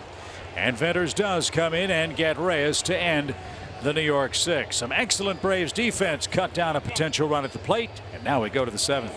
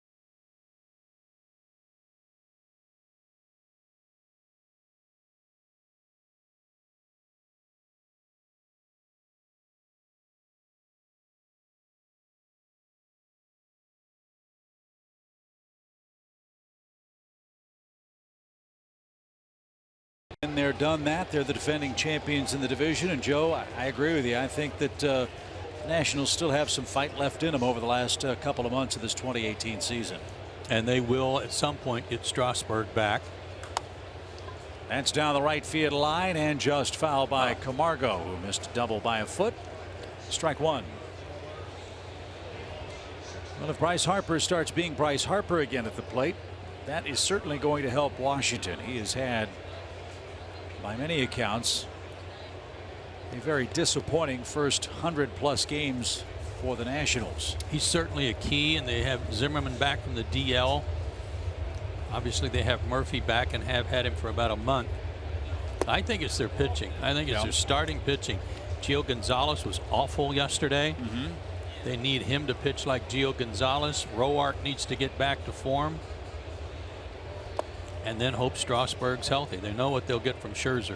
And we'll see a very different looking Nationals bullpen. Remember, Sean Kelly was DFA'd after his glove tossing incident against the Mets in that 25-4 game as Camargo grounds one up the middle. There's a start. And Brandon Kinsler was traded, which was a rather surprising move. Kinsler was traded to the Cubs, and he was part of that trio of relievers they got at the deadline last year that made such a big difference for them. So here come the Braves in the 7th inning. Leadoff single for Camargo, his first hit of the day. Ender's 1 for 2. Braves need 2 to tie, 3 or more to take the lead here in the 7th, where the Braves have scored 177 runs in the 7th inning or later this year. Both bullpens are busy. Jay Blevins is up for the Mets. Braves have a right-hander up. I can't tell who it is in the shade. It's Brad Brock. Okay.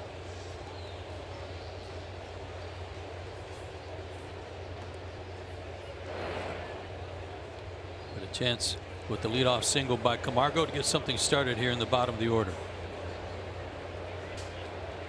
That's the first time the Braves have put the leadoff man on in the game. Zender digs in and checked his swing. Ball 1, strike 1 for the Braves center fielder. You've got Swanson next. Then you have the pitcher spot, Johnny Vetters. Ryan Snitker will pinch hit for that position. As this one's tomahawk deep toward right. Bautista's back at the track, at the wall, and Ender has tied it off the facade of the second deck. A 2-run homer, and the Braves are level at 3.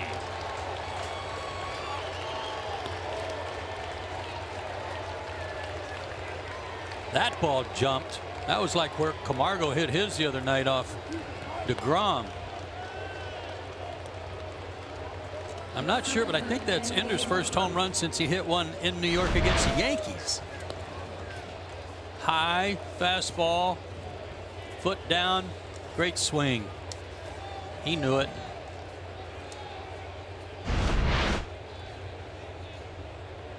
It was against the Yankees and Herman. Now Dansby tries a bunt. Oswalt throws to first. That's going to be late.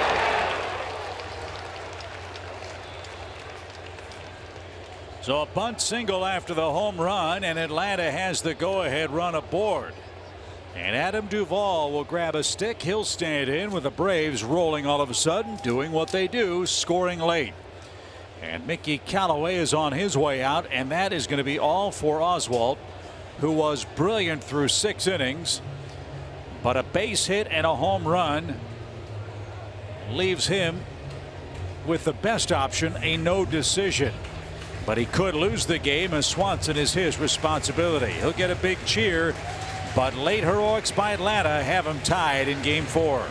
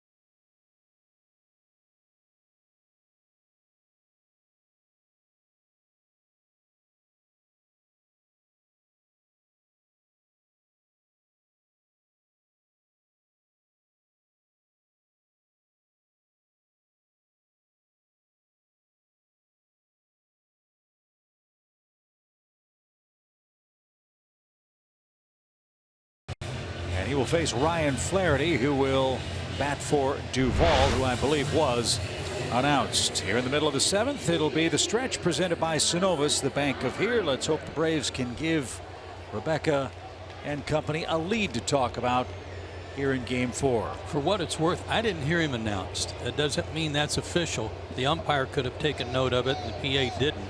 So we're not 100% on Adam Duvall. What we do know is that Seawald, 15 inherited runners, 7 have scored. Low 90s fastball, slider, and a changeup. He is 0-4 this year and 0-10 to start his career.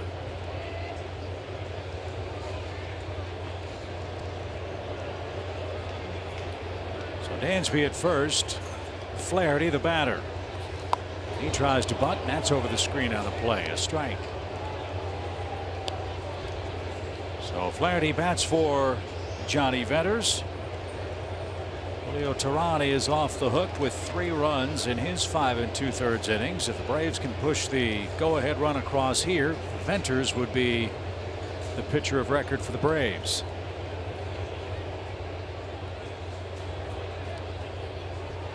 You know, when you don't play much and you don't get many at bats, and then you're called upon just to do one of the little things, and Ryan's an excellent bunter, all of a sudden that becomes a lot of pressure and is kind of hard to do.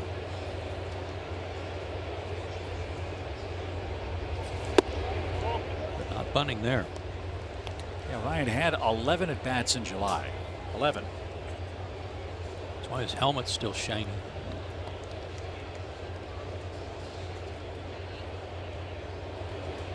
One ball, one strike. Bunting that time, and he got it down. Seawald will flip to first. Excellent work by Flaherty. A sacrifice. Away. You know, it's like that guy who all he does is shoot layups in basketball. He just shoots shots under the basket time after time. Well, all of a sudden that becomes a hard shot. So that's the only one he ever takes. Got to make it every time. No room for error. Good job. So Acuna, the key man of the inning. Ronald's 0 for 3. And struck out looking his last time. Swanson with good speed has a big lead at second base in a tie game, 3 apiece. And a swing and a miss.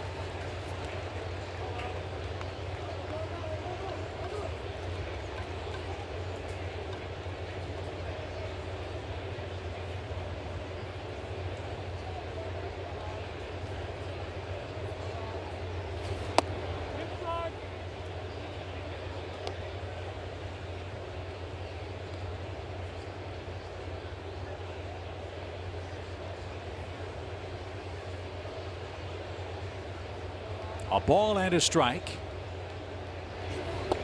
And way inside. Just past 3 o'clock here in Gotham. Braves have 3. The Mets have 3. A 2-run homer by Ender Inciarte. A solo home run from Julio Teheran has accounted for the Braves offense to this point. Top of the order up with 1 out. And a runner in scoring position, Dansby Swanson. Pitch. Got Mesoraco on the way by. It's 2-2. Ronald a little late on that fastball. He'd gotten some sliders earlier in the count. And late on that heater.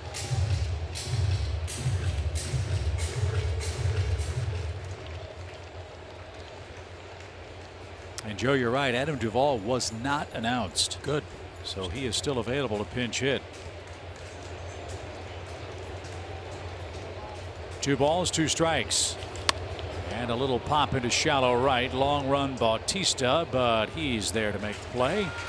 And Acuna's 0 for 4. Swanson at second now with 2 outs.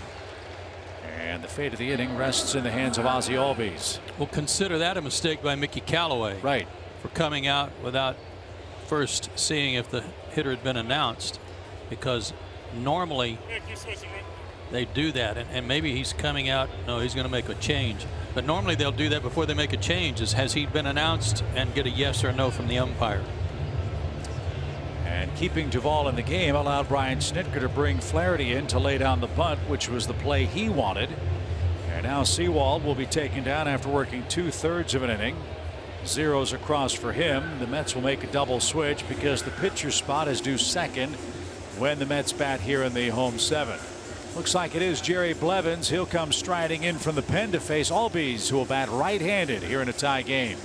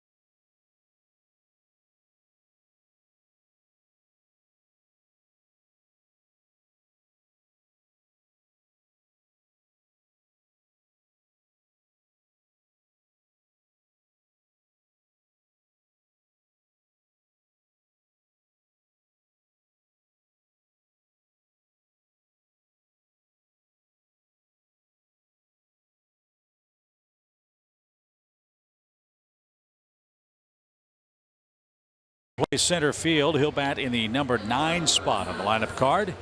And Jerry Blevins is on for his 43rd game. He'll face Ozzie Albies, a switch hitter. Ozzie will bat right-handed here with 2 in, 1 on, and 2 outs in a tie game. Blevins an inning of work with zeros across and a strikeout a couple of days ago. Ozzie loves the first pitch in these situations. But not that one. It was aimed at the back foot. Ball 1. Big hook from Blevins. That's his out pitch. Mets want this inning to end right here. The Braves wouldn't mind the inning continuing. For Freddie Freeman is on deck. He's 12 for 24 against the Mets lefty. And it's bounced toward third. And the long throw across is in time, and that retires the side. 2 runs on 3 hits. Ender's 2-run homer ties the game. It's time to stretch. It's brought to you by Synovus, the bank of here.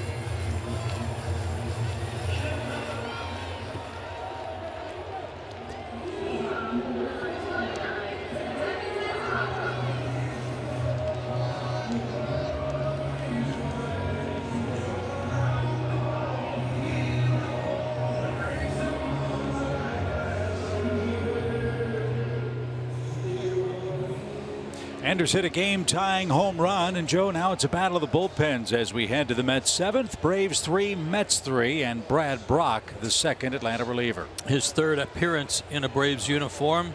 So far, so good. 2 innings, 2 hits, no runs, no walks, 2 strikeouts. real funky delivery, hard on right-handers. And you see that pitch tied up the Mets catcher, strike one.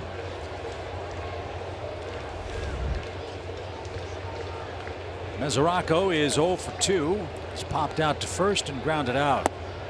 And right now, Joe, the Braves don't mind going to this bullpen. They've been extremely effective over the last week or so. You're right about that, Chip. They've been good. Sherwin-Williams painting the corners.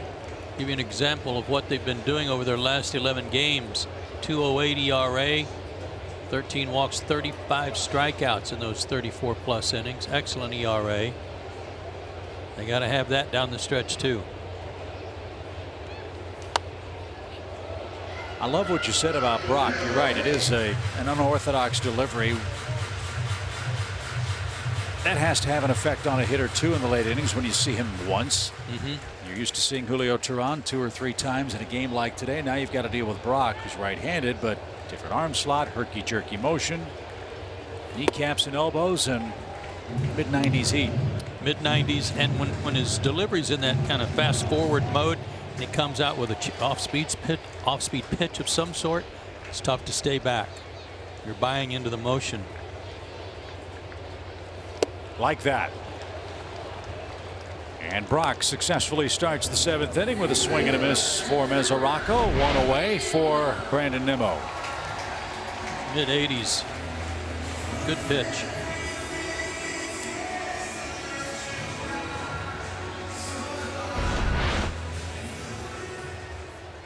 First at bat for Nimmo, who came on in the flip-flop batting order for Mickey Callaway. Neither Teheran nor Oswalt will factor in the decision today. Both starters gave up 3 runs.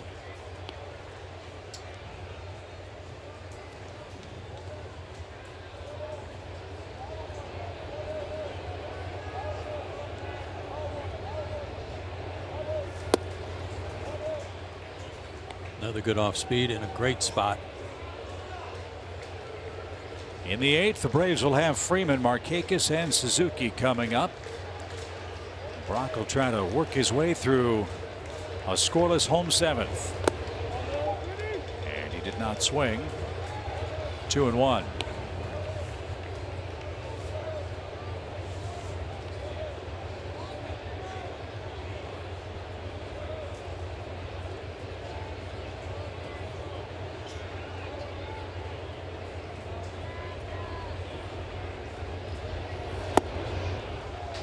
What a devastating pitch. That is just so good with that delivery of his.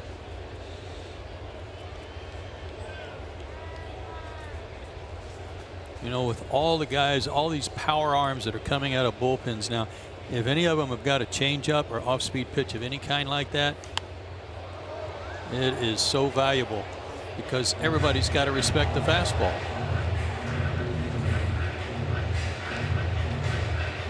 Two balls, 2 strikes.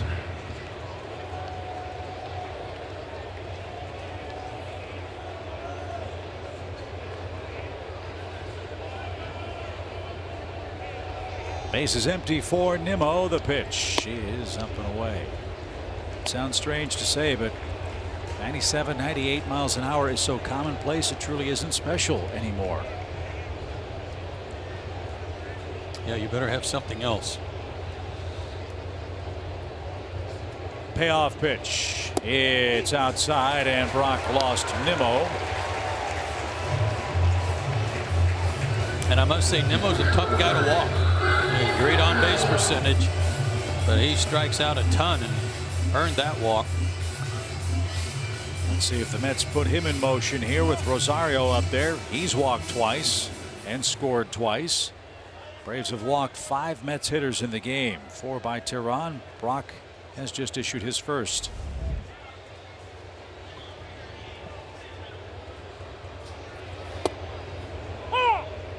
And that split the plate at 95. Strike 1.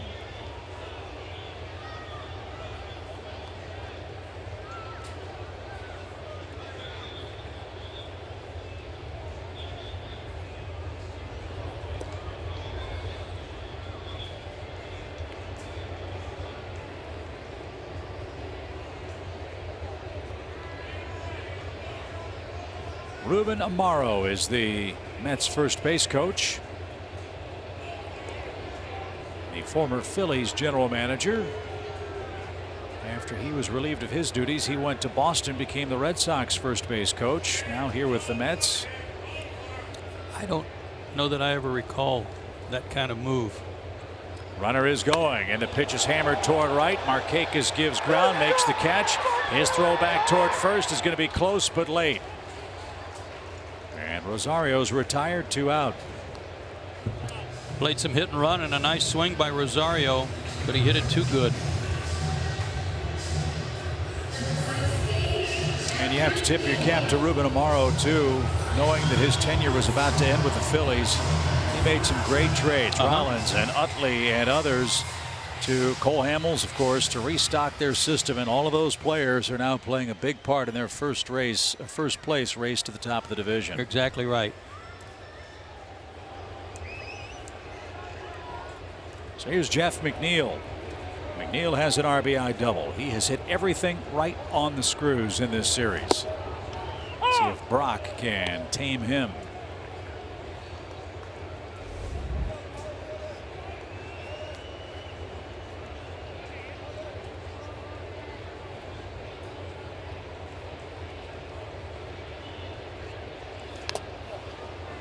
That got a piece of Chris Siegel on the way by.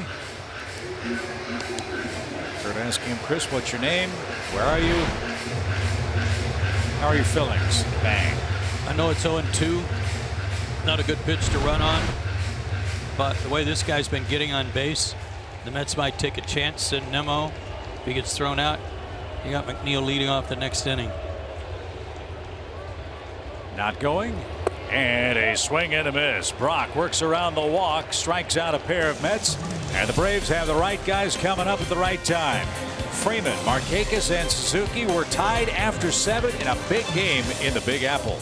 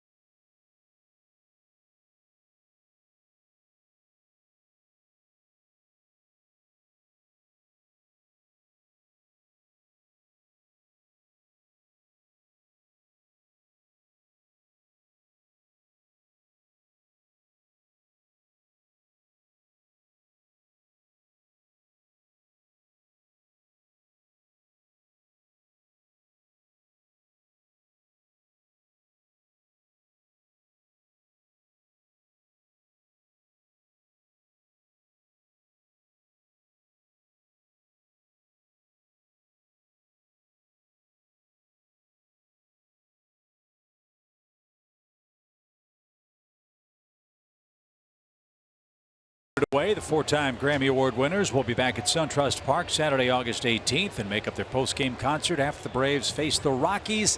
That show is presented by SunTrust. Get your game tickets and field passes online at Braves.com. Okay, what do you think Blevins is going to do here? He's going to give up a home run. I'm saying a walk. He doesn't want to go anywhere near Freddie.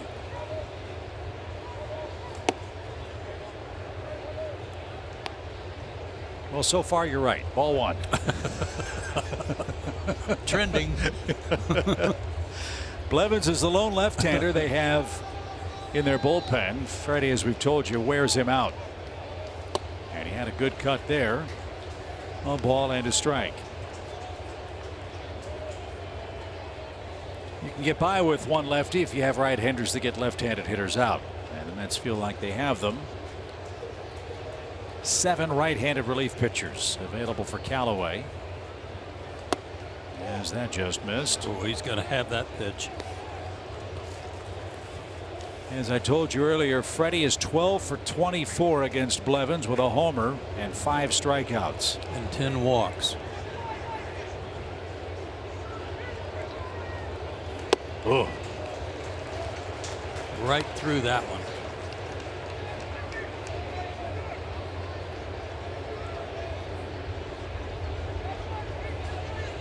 Two balls, 2 strikes. Tie game, 8th inning.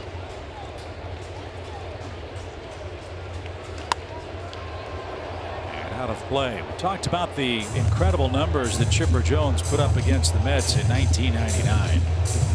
We've talked a lot about how the torch has been passed so many times in Atlanta Braves history. Well, it's been passed from Chipper to Freddie when it comes to facing the Mets. He has absolutely ripped them apart again this year.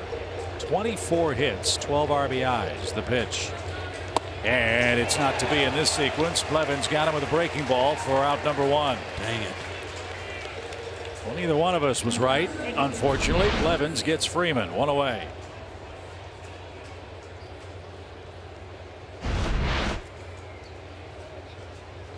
Is that a changeup or a curveball? Straight change, I think. It didn't break. Well, the same result, but the wrong pitch called by yours truly. My apologies. Freeman retired on strikes, and Markakis the batter. Another multi-hit game for Nick today. 2 singles. His first multi-hit game of this series. That was the hook. There's the curveball. Ball 1.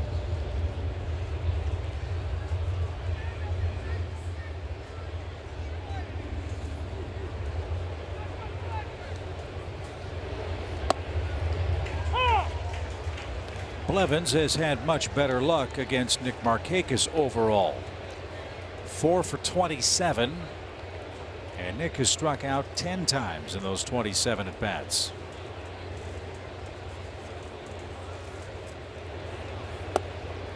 Nice crowd today. 27,134. We won't be back in New York until the final week of the regular season.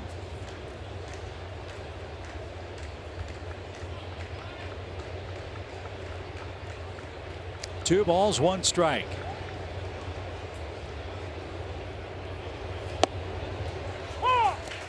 Blevins a few years ago had a weird calamity. He was hit by a line drive struck by Deke Gordon on April 19th, and it fractured his forearm. And then on August 3rd, he fell off a curb in Port St. Lucie and broke it again. The 2-2. Little pop toward third, and it's over the head of Reyes. A 3-hit game for Markakis. Ball got away momentarily, but no advance.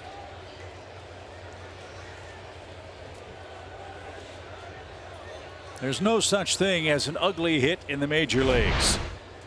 Roger Federer has never hit one as pretty as this little backhanded lob that he just picked right off the dirt. That was amazing. And so Mickey Callaway has Blevins to get through Freeman and Markakis. Blevins got 1 out of those 2 batters. Now Kurt Suzuki is scheduled, and New York will go to its bullpen again. The Mets will bring on Tyler Bachelor with 1 on and 1 out.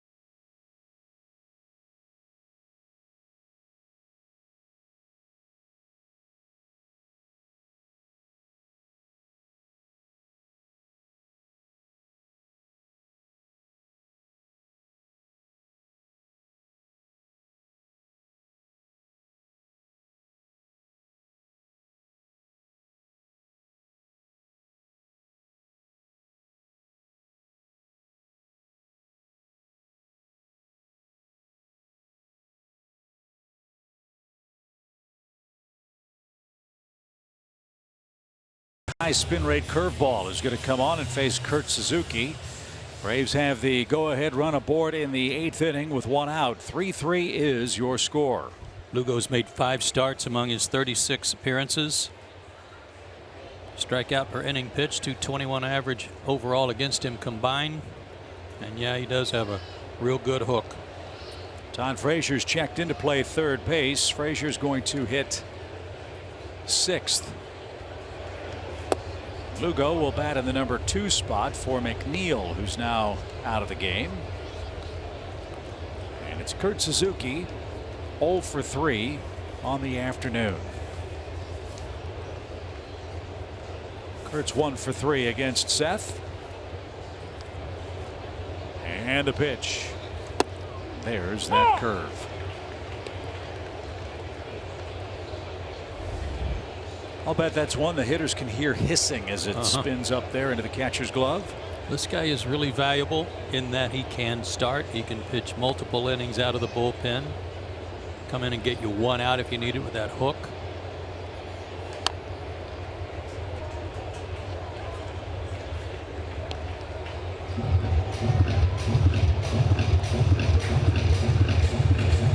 Barring a double play, Camargo will be the next Atlanta hitter. Nick Markakis the man at first with another 3-hit game.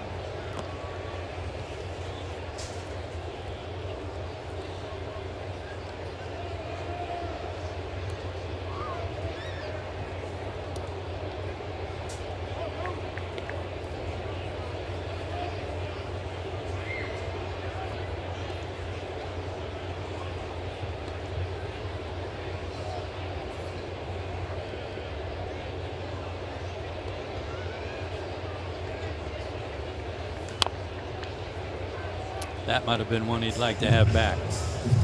That breaking ball looked up.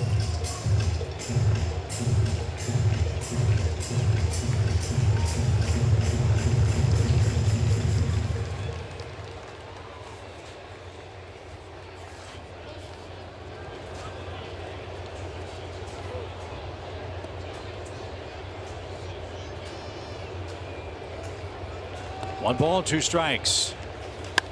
This one's lifted towards center. Nimmo is in, glasses gleaming, plenty of room, and 2 are out.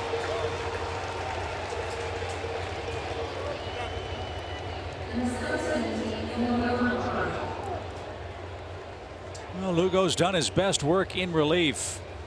A .235 ERA in 31 appearances out of the bullpen. And as you mentioned, Joe, you're right. 19 outings of more than an inning, which is 3rd most in the National League. Mets might need him for multiple innings in this one. Here's Camargo. Johan has had a flair for the dramatic against the Mets. He's hit 4 home runs against them. A couple of them were line drive homers against him at SunTrust Park. He singled and scored ahead of Ender's homer back in the 7th inning. Ender's shot tied the game 3-3.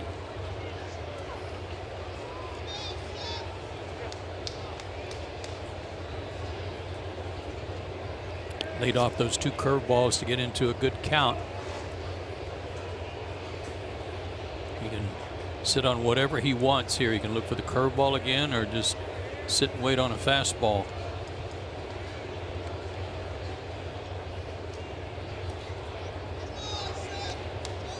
Because he's ahead in the count and it's late in the game and there's 2 outs, make sure you only go after the pitch you're looking for.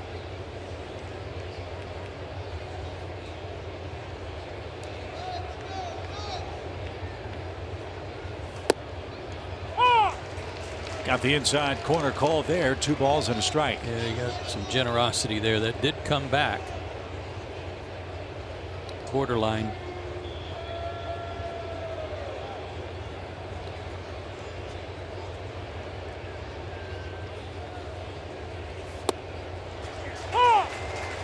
Nothing wrong with that one.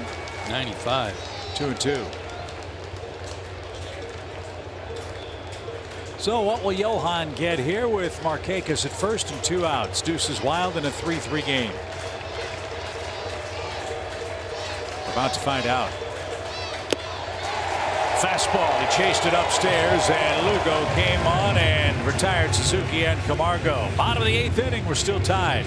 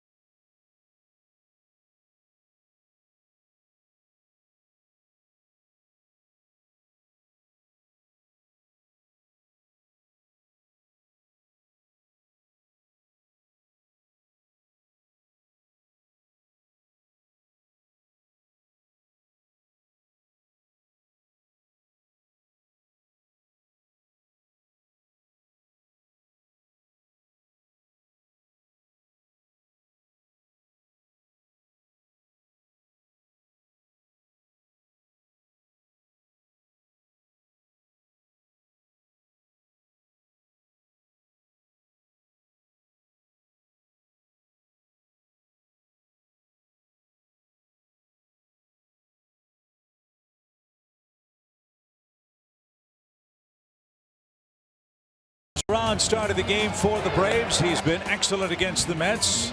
Braves gave him very little offensive support early in the ball game as New York jumped out 3-0. Then Julio took matters into his own hands, Joe, and that blow, as well as a great double play, seemed to get things going for the Braves. It did, and then the clutch home run by Inciarte tied it after the leadoff single by Camargo.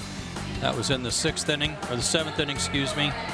So now, as you said, it's a battle of the bullpens, and next up, Dan Winkler, who has appeared in this series. He was in the game 2 nights ago, 10 inning, zeros across with a walk. No walks today, please. Yes, sir, Bob. Flores, Conforto, and Bautista, the first 3 scheduled for the Mets. Flores has a couple of singles and an RBI. The RBI single was a comebacker to the mound that ripped the glove off Julio's hand. And it gave the Mets an early 1-0 lead. Brock went an inning, 1 walk, 2 strikeouts. Johnny Venters retired the only man he was assigned as the first man out of the pen. There's some good heat from Dan. It's 1-1. Phillies and Marlins still scoreless, 6th inning. Straley and Nola. The Braves are a game and a half behind Philadelphia. Washington still leads the Reds. That's 2-1 in the 7th. Rebecca told you Bryce Harper a big hit for Washington today.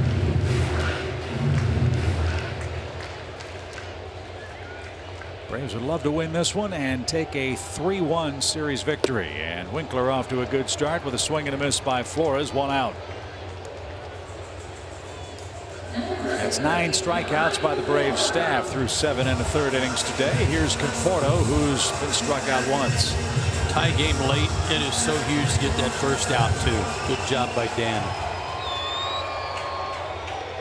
Conforto's hit came in the 6th inning. He was erased on a bouncing ball to Camargo at third, who held Wilmer Flores momentarily at third base. Camargo fired to second to get Conforto on a force play. Then Albies fired home to the plate to get Flores an unconventional 5-4-4-2 double play, which has turned out to be a very big play in this game. And a shot to right field. Conforto has 2 hits. Braves kept him under wraps for the first 2 games. He was 0 for, but last night 2 hits, 2 more today, and he came in a hot hitter. Yeah, their best hitter, you could say, after the All-Star break, and he showed it the last 36 hours. So here's Bautista, 0 for his last 21 with a ton of strikeouts, and 2 more of those in today's game.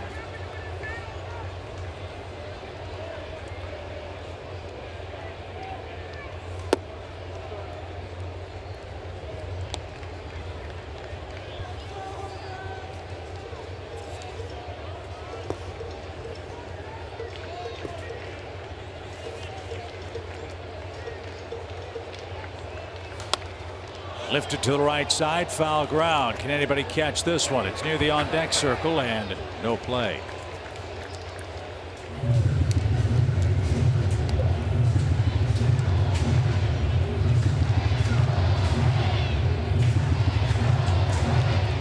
Bautista has played all over the place for the Mets. He's played first.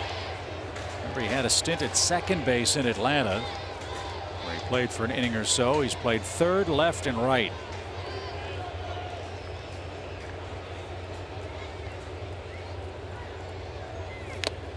A swing and a miss.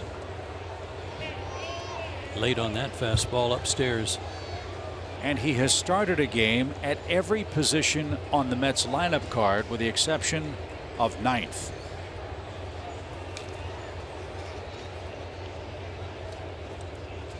The 1-2. A little high. 2 balls, 2 strikes. Today, Bautista playing right field.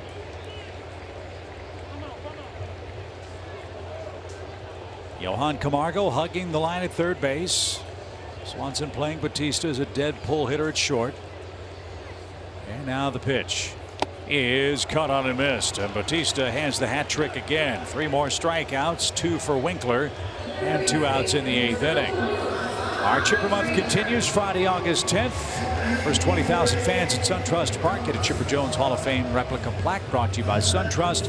And then Napa presents the first 20,000 fans Saturday, August 18th with your very own Chipper Crazy Train bobblehead. Get all the Chipper details at Braves.com. Here's Frazier, first at bat of the day for Todd. And he went around, didn't think so. Strike 1.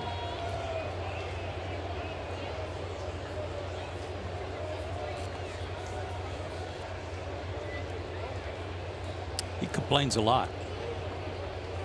And that was almost a full swing.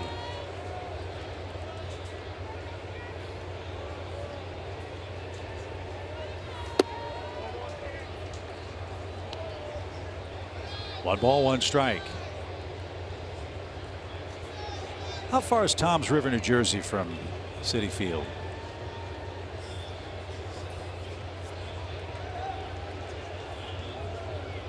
Well, maybe he complains because it's about a 2.5, 3 hour commute from Toms River, New Jersey to the ballpark. You sit in traffic that long, you can get kind of grumpy, I guess.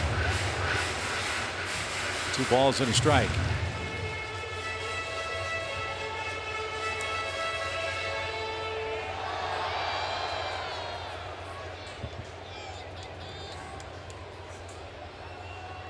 Conforto, the runner at first, 2 outs, a 2-1 pitch.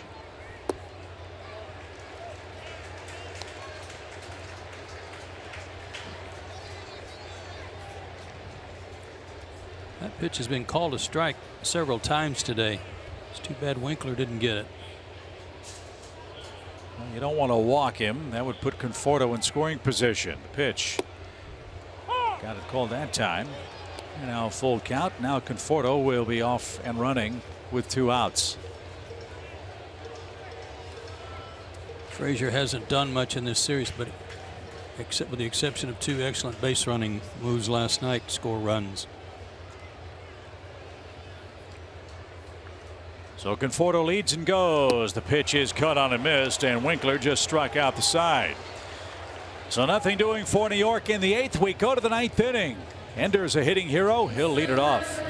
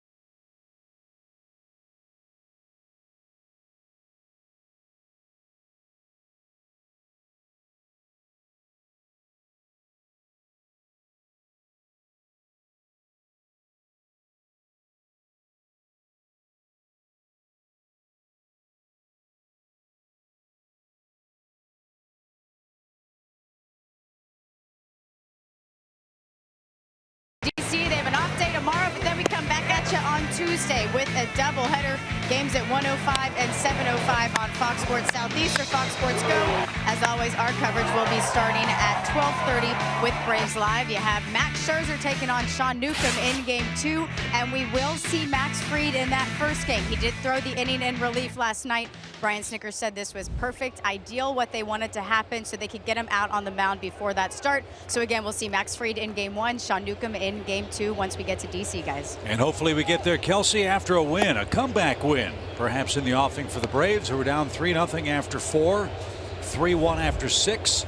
It's tied 3-3 after 8. Ender got it tied with a homer off the second deck, and he's got his third hit. So again, Ender hasn't had a stolen base in almost a month. This would be a perfect opportunity to have some action with Dansby Swanson up there. Let's get him in scoring position and see what happens. Another good day for Ender. Had taken an over for this series, but he's made up for it today. Mesoraco 23% throwing out base stealers. And as we told you, Ender's last stolen base was on the 4th of July here in New York against the Yankees. Dansby with a bunt single his last time up. We showed you several times how good he has been in late inning pressure situations. Let's see what option Brian Snitker chooses in a tie game with nobody out. They're throwing over to see if Dansby tips his hand. Actually, they're trying to hold Ender too, so he doesn't get a big lead, but they're looking to see if Swanson's going to square.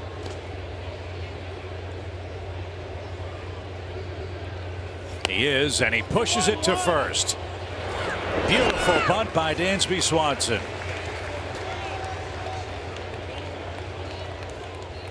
So the sacrifice works. Inciarte in scoring position. And now Duvall will be the batter. And again, Joe, you mentioned earlier, he was in the on-deck circle when Mickey Callaway made a pitching change early in the game. Duvall was not in the game. And so that allowed the Braves to keep him in reserve, and now they'll use him in the 9th inning. Wouldn't it be something if he's the guy that comes back to haunt them after not making sure he had been announced before the change? So Duvall for Winkler. Dan struck out the side, allowed one hit. Boy, the Braves bullpen having a renaissance here. Well, they're kind of falling into roles, and they're not into that role every night out of necessity. Every other night, well, you can stay sharp that way. So Duvall versus Lugo. Adam is 0 for 3 against him in his career. Chance to change that here in the top of the 9th inning.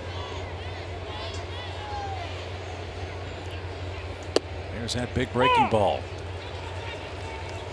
With the Braves dare send in Ciarte to third on a steal attempt here. They're bird dogging him pretty close with Reyes.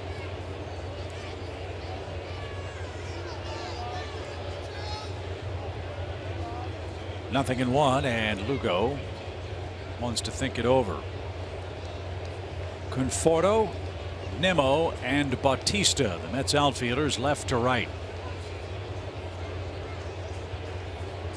Frazier, Rosario, Reyes, and Wilmer Flores on the infield. Mesoraco and Lugo the battery, the pitch.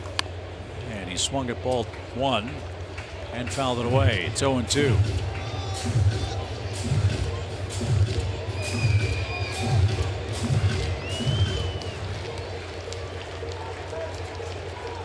Albies is next.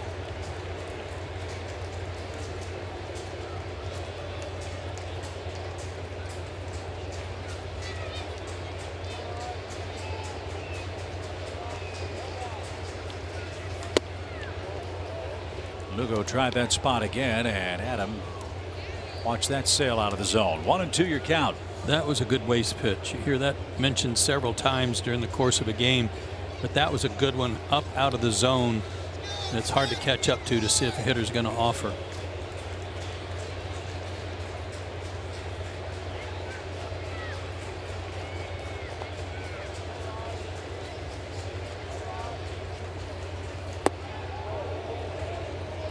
chase that one either. 2-2. Got Mesoraco behind the plate and Duvall at the plate. Former teammates this year and had been for a long time.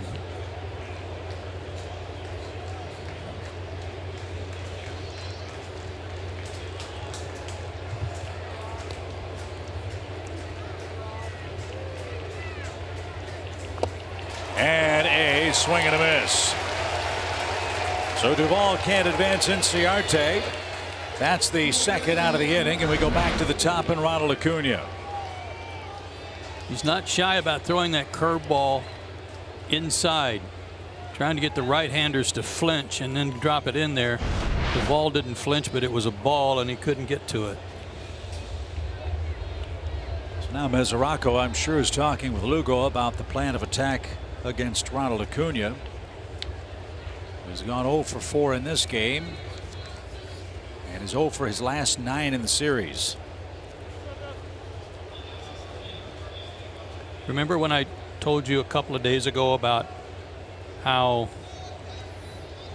ignorance is bliss when it comes to these young players not knowing how they're going to try to be set up? They're just looking for a pitch to hit. This might be a case in point here with Acuna and Lugo. Lugo, he knows Lugo's got a good curveball, but Ronald's not faced him, if at all, maybe one time. So he's just looking for a pitch, and if he makes a mistake with that curveball, Braves might get the lead. And you're right, he's faced him exactly once. And he's down a strike, 0-1 here in the top of the 9th inning. Ender a leadoff single. Swanson got the bunt down. Duvall struck out. And Lugo about to unfurl his 21st pitch.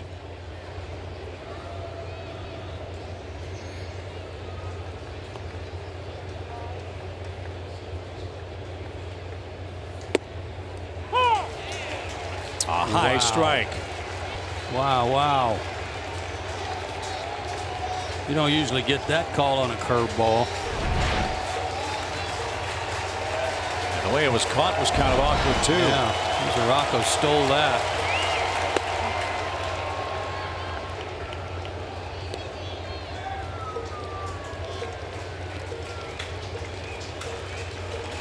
Well, Lugo trying to get Acuna to chase again. 1 ball, 2 strikes.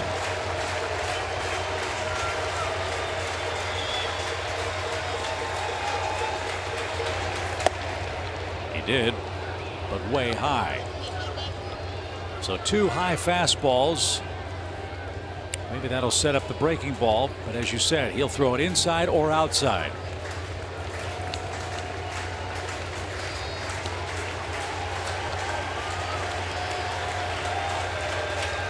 Breaking ball, a base hit, right field. Here comes Ender around third. Bautista's throw will be cut off, and Acuna does come through, and Atlanta leads in the 9th.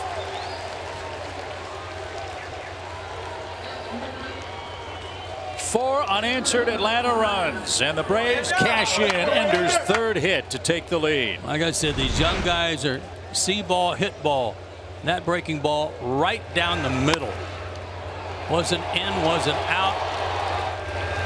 And a nice job by the kid to not try and pull it. Just hit it hard the other way. Well done. So 3 of Atlanta's runs have come in the 7th inning or later. Another 2-out run for the Braves, who have scored 4 unanswered runs to stun the Mets 4-3 in the 9th. And New York will send the bottom part of its lineup to the plate. Down a run.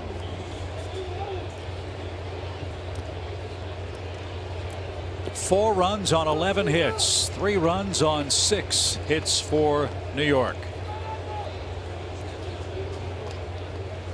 And A.J. Minter getting ready. Braves only had 3 hits through 4 innings. 2 of those in the first. That's grounded towards second. There'll be 1 play, and A.J. Minter, the stage is yours.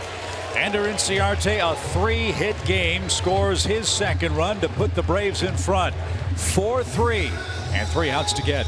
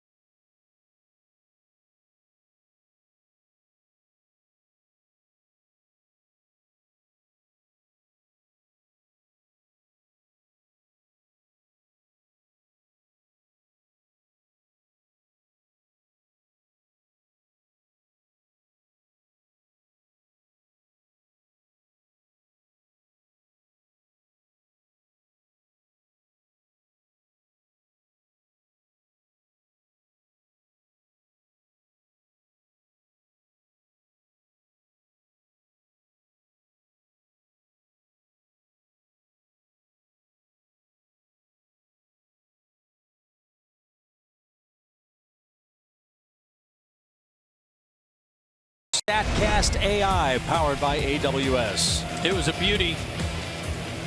Hanging breaking ball, maybe a changeup that stayed up and in, and Julio Teheran, his first major league homer, tomahawked it into the seats, 392 feet. And he was trying not to smile all the way around the bases, biting his lip, biting his tongue so he didn't open his mouth. So A.J. Minter, the stage is his. He had an off day yesterday as the Braves were shut out by Zach Wheeler, so he should be fresh and ready to go.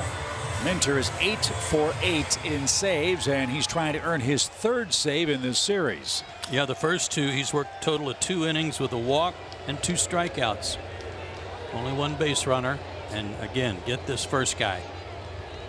That first guy is Jose Reyes, who's 0 for 2 with a walk. Minter said after the save in game 1 of the series that it felt like he was trying to do a little too much. A little wild, a lot of pitches for him. But he got it done after walking Wilmer Flores to start the 9th inning in a 2-run game. No drama 9th would be nice today. Sharply hit, but right at Dansby. That handcuffed him. High throw, but Freeman stretches out to make the play. That ball was smoked. It was, and got a little bit of an in-between hop in the second hop, but he stayed with it. Right there. Stayed down on it, corralled it. And you got the big guy with the long arms at first. That helps. All that hard work Dansby turns in every day with Ron Washington probably helped him there. Yeah, well, let's not forget his good bunt at the top of the inning, too, that set up the game, the go-ahead game hit. Mesoraco, the batter, base is empty. 1 out. High fly ball left. Acuna back, still going. Track wall, can't get it. It's off the top of the fence. And Mesoraco at second on the first pitch. He very nearly tied this game. The ballpark just big enough to hold this. It looked like it hit right at the very top of the fence. Now the question is, did it hit over that orange line? And if so, that's going to be a homer.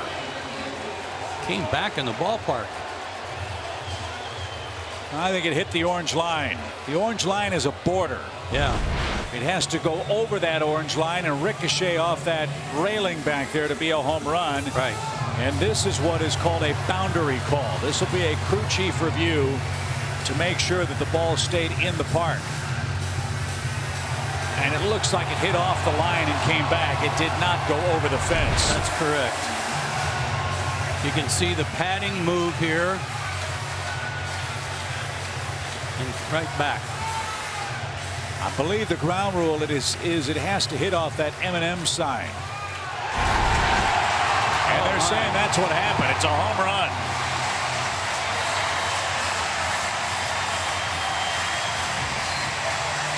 So that call is overturned. Minter has his first blown save, and the Mets have tied it, and the apple is up at Citi Field, 4-4. I'm with you, Chip. I thought it had to clear that line. So we'll check the ground rules and make sure that we've got that right. But New York must have seen something we couldn't. That hit the line. It wasn't over it. And now it's a 4-4 game. And Nimmo, the batter.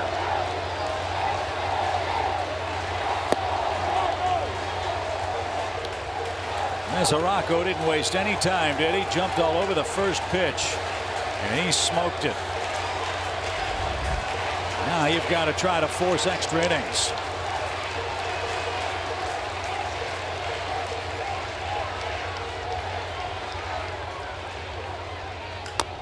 And a little dribbler is fouled away. 1 ball, 1 strike.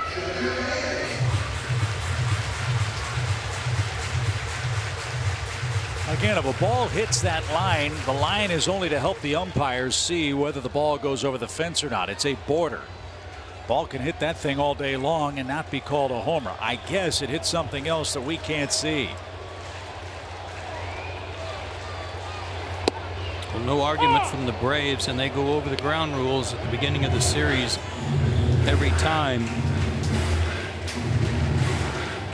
But I'm like you. I thought on that boundary, it had to clear it. That was just a demarcation because there's another blue wall behind it.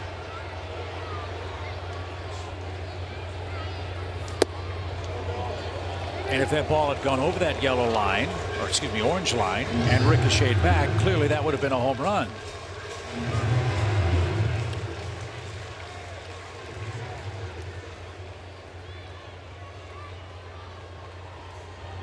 So it's 4-4 in the bottom of the ninth inning. Mesoraco with a game-tying blast. 2-2 pitch. His line over short, a base hit for Nimmo. Back-to-back New York hits.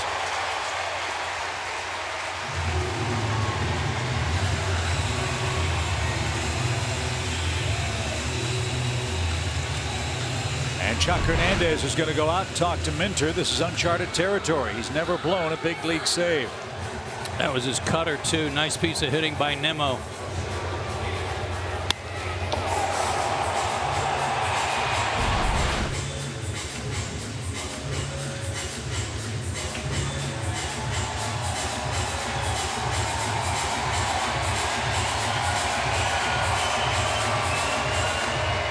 I'm looking up the Citi Field ground rules.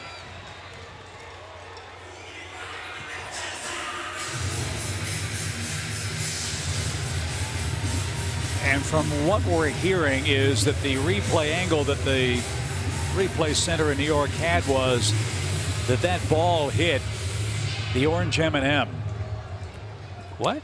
That's what we're told. No way. Did it come off that? That's what we're told. I thought it hit smack dab in the middle of the orange stripe. So 1 on, 1 out. Here's Rosario, and that's ball 1.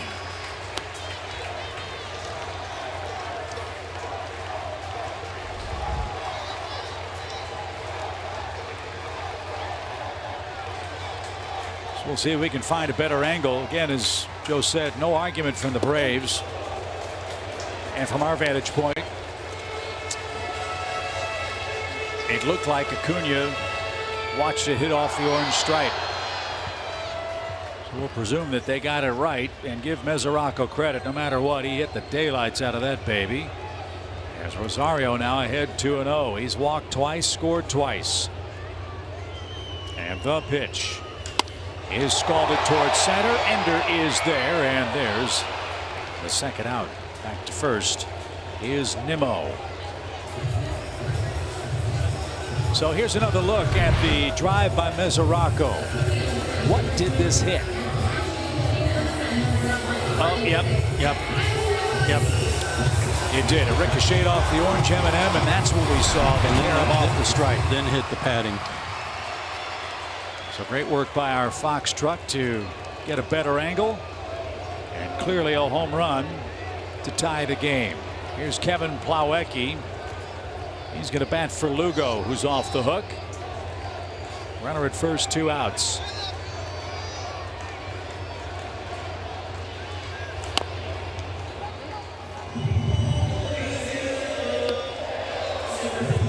So the Mets off the deck in the ninth. Tie it up on a homer. In the 10th, when we get there, Freeman, Markakis, and Suzuki will be scheduled.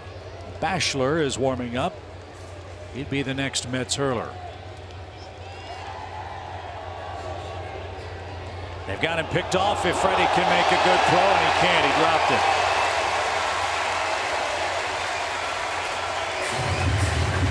Nimmo broke too soon, but a rare drop by the Braves first baseman, and now a hit could win the game for New York. Knew he had him dead to rights.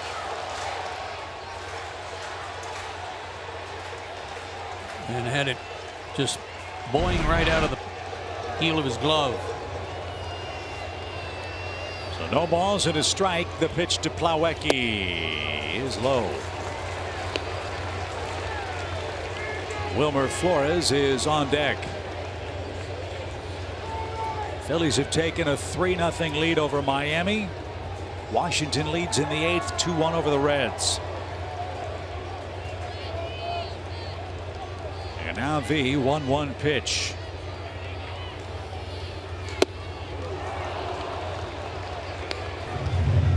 a strike away from a 10th inning.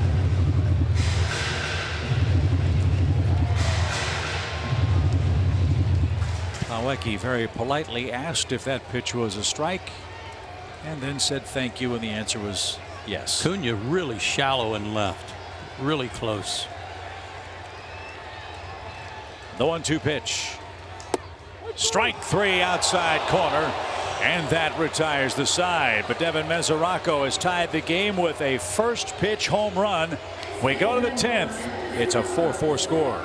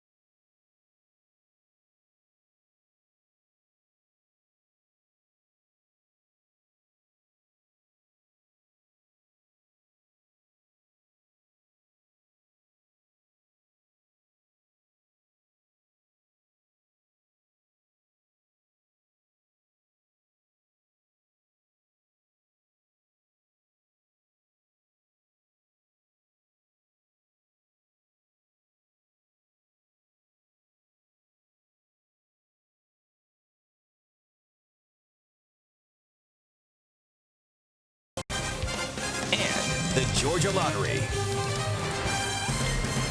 4-4 game. We head to the 10th inning. The man behind the plate, the villain for New York. The Cover Your Bases campaign is a partnership between the Braves and the American Cancer Society that helps educate fans about the importance of sun safety. And did you know there are 10 sunscreen stations located throughout SunTrust Park to help keep you covered? To locate them and to make a donation, visit braves.com/cover-your-bases. Tyler Bachelor. Out of Calvary Day High School in Savannah. Went to South Georgia State College. An 11th round pick by the Mets in 2013. 24 years old, 6 feet, 195. Make him 25 instead. And Freddie Freeman greets him first. Mid-90s fastball, curve, and change.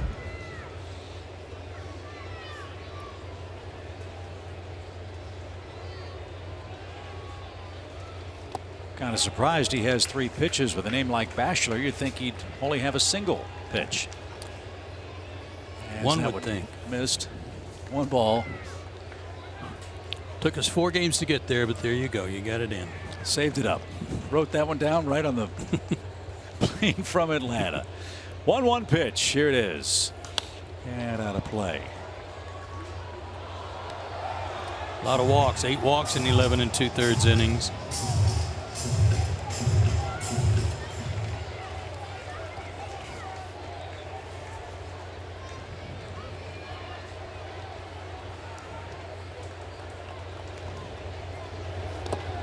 Braves have a key to this game. Just got to stay alive long enough to get Reyes in the game to pitch. Yeah.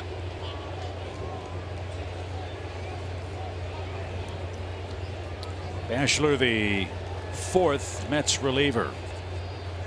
Lugo an inning and 2/3 with a run and 2 hits. And Freddie's still alive.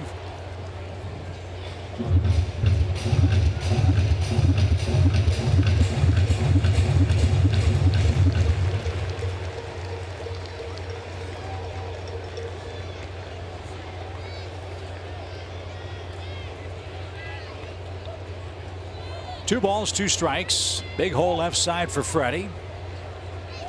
And he didn't get it. There's that upper 90s gas. I think that's not a big deal to Tyler Bachelor to come in and fan Freddie.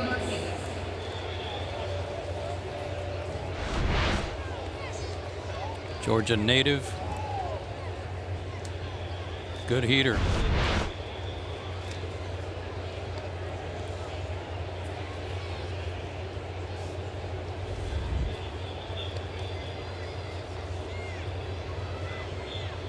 Another example of how the game has changed with regard to Tyler Bachelor in the Mets organization. 20-30 years ago, guys that were in the bullpen were guys that didn't have enough pitches to start. So they moved into the bullpen and they evolved into 6th inning, 7th inning, 8th inning, 9th inning guys. Not the case for Bachelor. He was drafted as a relief pitcher. He has never started a game in his professional career coming into this season. And not surprising. We talk about how bullpens are stacked now in regular season play and certainly in postseason action. Starter goes 4 or 5 and then the wave of power arms comes in, and he certainly fits that bill for the Mets. 2-0. Swinging a high fly ball right center field. That's pretty well hit. That's out toward that wall. That ball is gone. A home run, Markakis. He's got 4 hits. And it's home run derby late in New York. Atlanta 5, New York 4.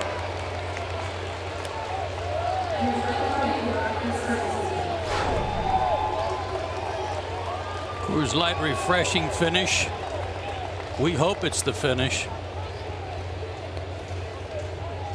Boy, what a good swing. Head down, hands through. If one doesn't get you, the other will. Wow. Braves are back in front. Here's Suzuki. And he didn't get the fastball. Strike 1. Nick Markakis, a 4-hit game. Ender, a 3-hit game. The Braves have hit 3 homers today. Tehran, Inciarte, and now Markakis.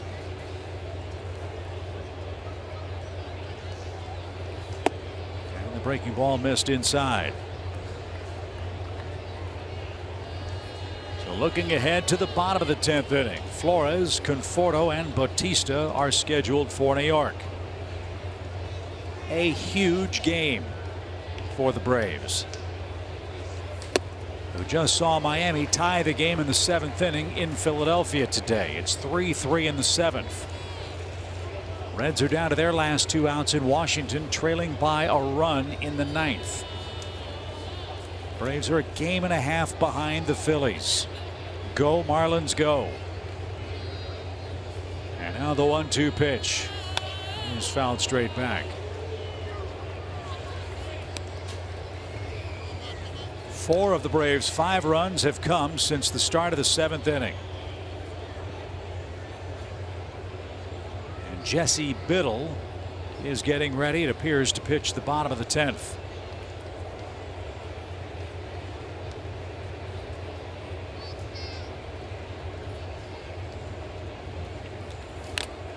Hanging tough with that high fastball. That was 98. Oh, and that got Chris Siegel on the way by. And 2 catchers at the plate with some professional courtesy make sure he's all right. You could hear Chris grunt and groan as that ball clipped him on the mask. He's gotten dinged a couple of times. Oh, that may have missed the mask and gotten the top of his head. No kidding. And he does not wear a hockey style mask. I wonder if it got that little beanie on top of his cap on its way by. With umpires holding their heads down to try to watch balls and strikes and kind of exposing the top of their head, man, oh man, you'd think they would want to wear something on top of their head as protection. I'm really surprised that they don't when they use the traditional style mask. Those are available, but Siegel not using it. He's all right with a 1-2 count. And now 2-2. Nick Markakis with a 1-out solo home run out toward the Braves bullpen has broken a 4-4 tie.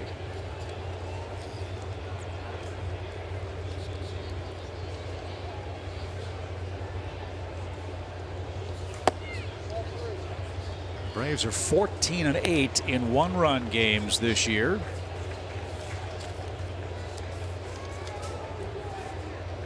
The Mets are 10-20. Yeah, extra inning game's not kind to the Braves either.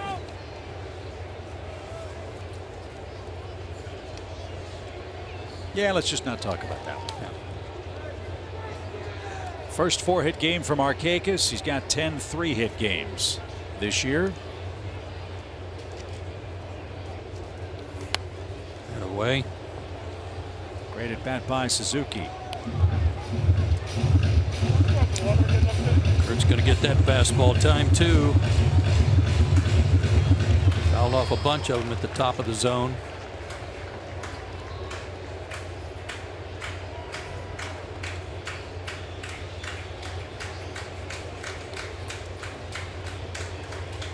Another 3-2 pitch. Oh, look at where that ball ended up. You go in there at your own peril. And another for Suzuki. Is that a 3-3 game in Philly now? 3-3. Bottom 7. Here it's 5-4 Atlanta. Suzuki about to see his 10th pitch.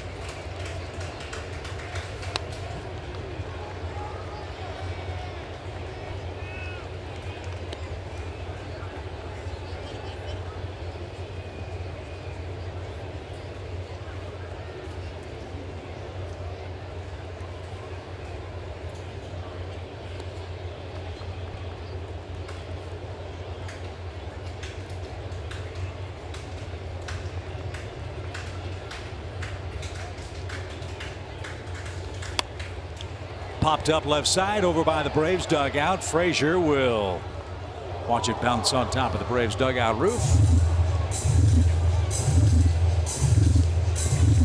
Great battle here in the Atlanta 10th, forcing Bachelor to throw 11 pitches to the Atlanta catcher.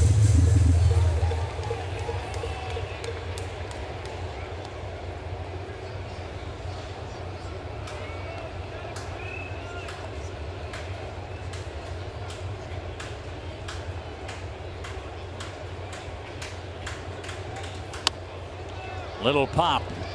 Rosario drifts out at short, and he'll give way to Conforto, who makes the catch. There's out number 2.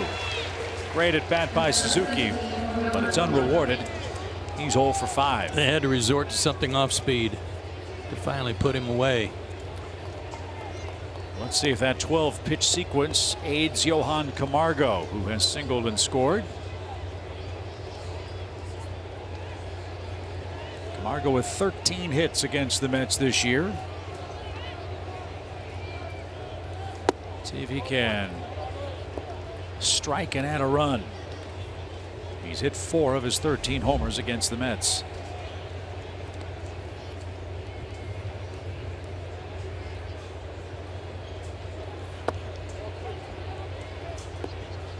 Washington has won. They just beat the Reds. That's gone final 2-1. At Nationals Park, where we play 2 on Tuesday.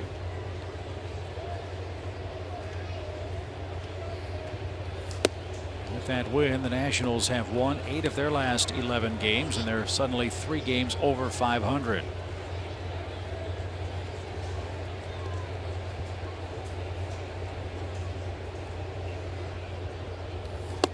Johan taking all the way, now a 3-1 count.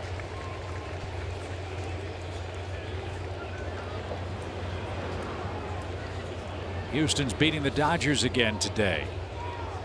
Rematch of the World Series. Pitch. Swinging a high fly ball hit toward right. Bautista back though is going to have plenty of room, and that retires the side. But old reliable Nick Markakis with his first 4-hit game of the year. It's a long homer to right center, and Atlanta in the 10th inning strikes again to lead 5-4.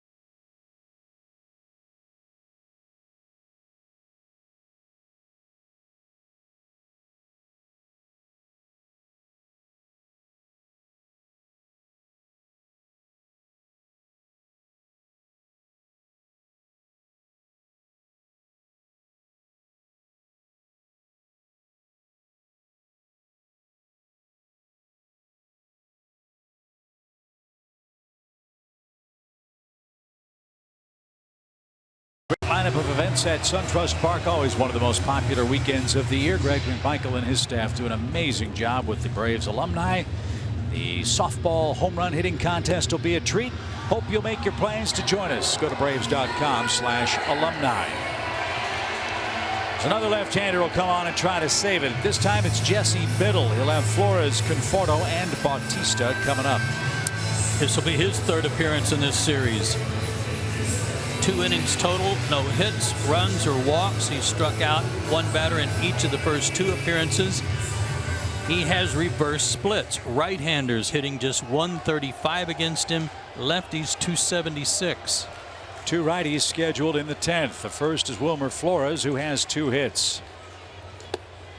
And Biddle misses upstairs with ball 1. A.J. Minter gives up the homer, 1 of 2 hits. And a strikeout. First time he's let a lead slip through his fingers in a closing opportunity. Now Biddle will try to pick him up and preserve a 5-4 Atlanta win.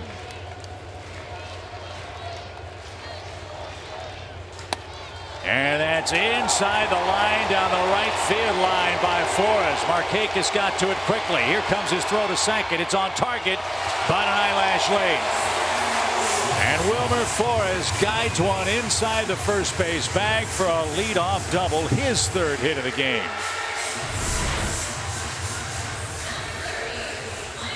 Up and in. He was looking to left and he hit it to right.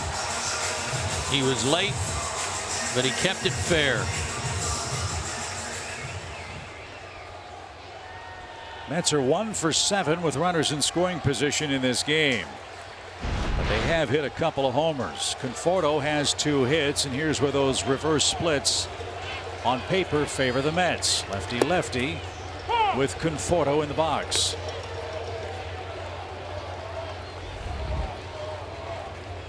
In what was a rather sleepily played game through 6, all of a sudden has become very hitterish over the last 4 or 5 innings.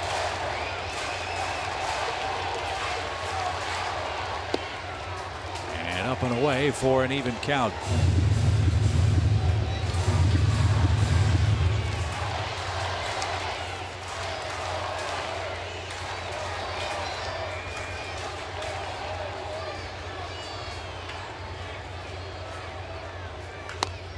Something to keep in mind on a sharply hit ball to the outfield. Wilmer Flores may be the slowest runner in this game. The Mets will have to think hard about sending him with nobody out. He's already been thrown out at the plate once, and that was from second baseman Ozzie Albies. The pitch slashed down the line, but curling into the seats. 1-2. He had some funny swings at the breaking ball from Jesse. Might be tempted to throw him another one, but not for a strike. Going off the plate. Conforto struck out in the 3rd inning, number 100 on the strikeout list for him. And a ground ball will get the runner to 3rd. Productive out for Conforto, and now it's up to Bautista. He becomes the key man in the inning. And Bautista's had a rough day. He's 0 for 4 with 3 strikeouts and is 0 for his last 22. And perhaps, Joe, that's what scares you the most. Scares you to death. Nice job by Conforto, behind in the count, still able to pull the ball. So Atlanta will play the infield in. Bautista, then Frazier. Flores the tying run 90 feet away. Biddle will stretch and pitch, and he gets ahead with a strike.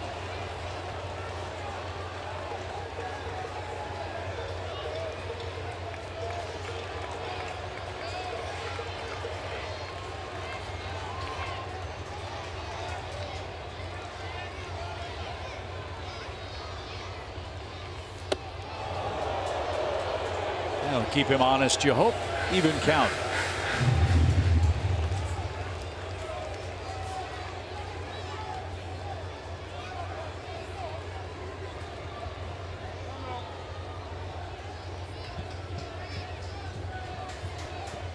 Shane Carl has gotten up in the Braves bullpen as the 1-1 pitch.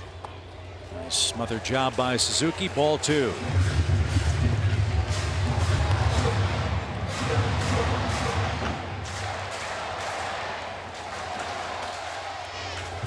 Markakis homered to give the Braves the lead. Flores doubled in the 10th. He's 90 feet away. The pitch. Strike on a slow curve. That was nice. Sitting on that fastball, ahead in the count.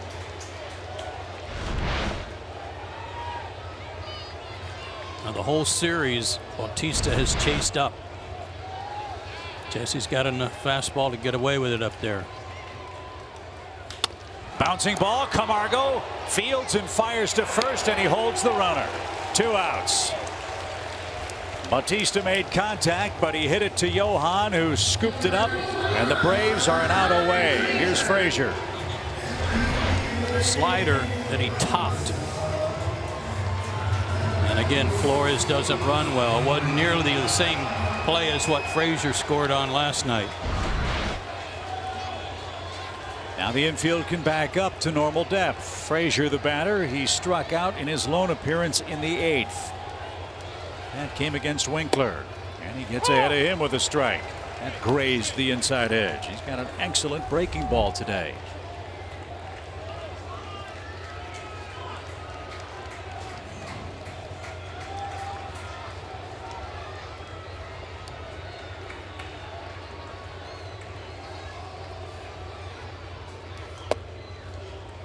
One spun a little high. Tried one in, tried one away. Jesse Biddle looking for his first career save. If he can keep that man at third and get the third out, he'll have it today in New York.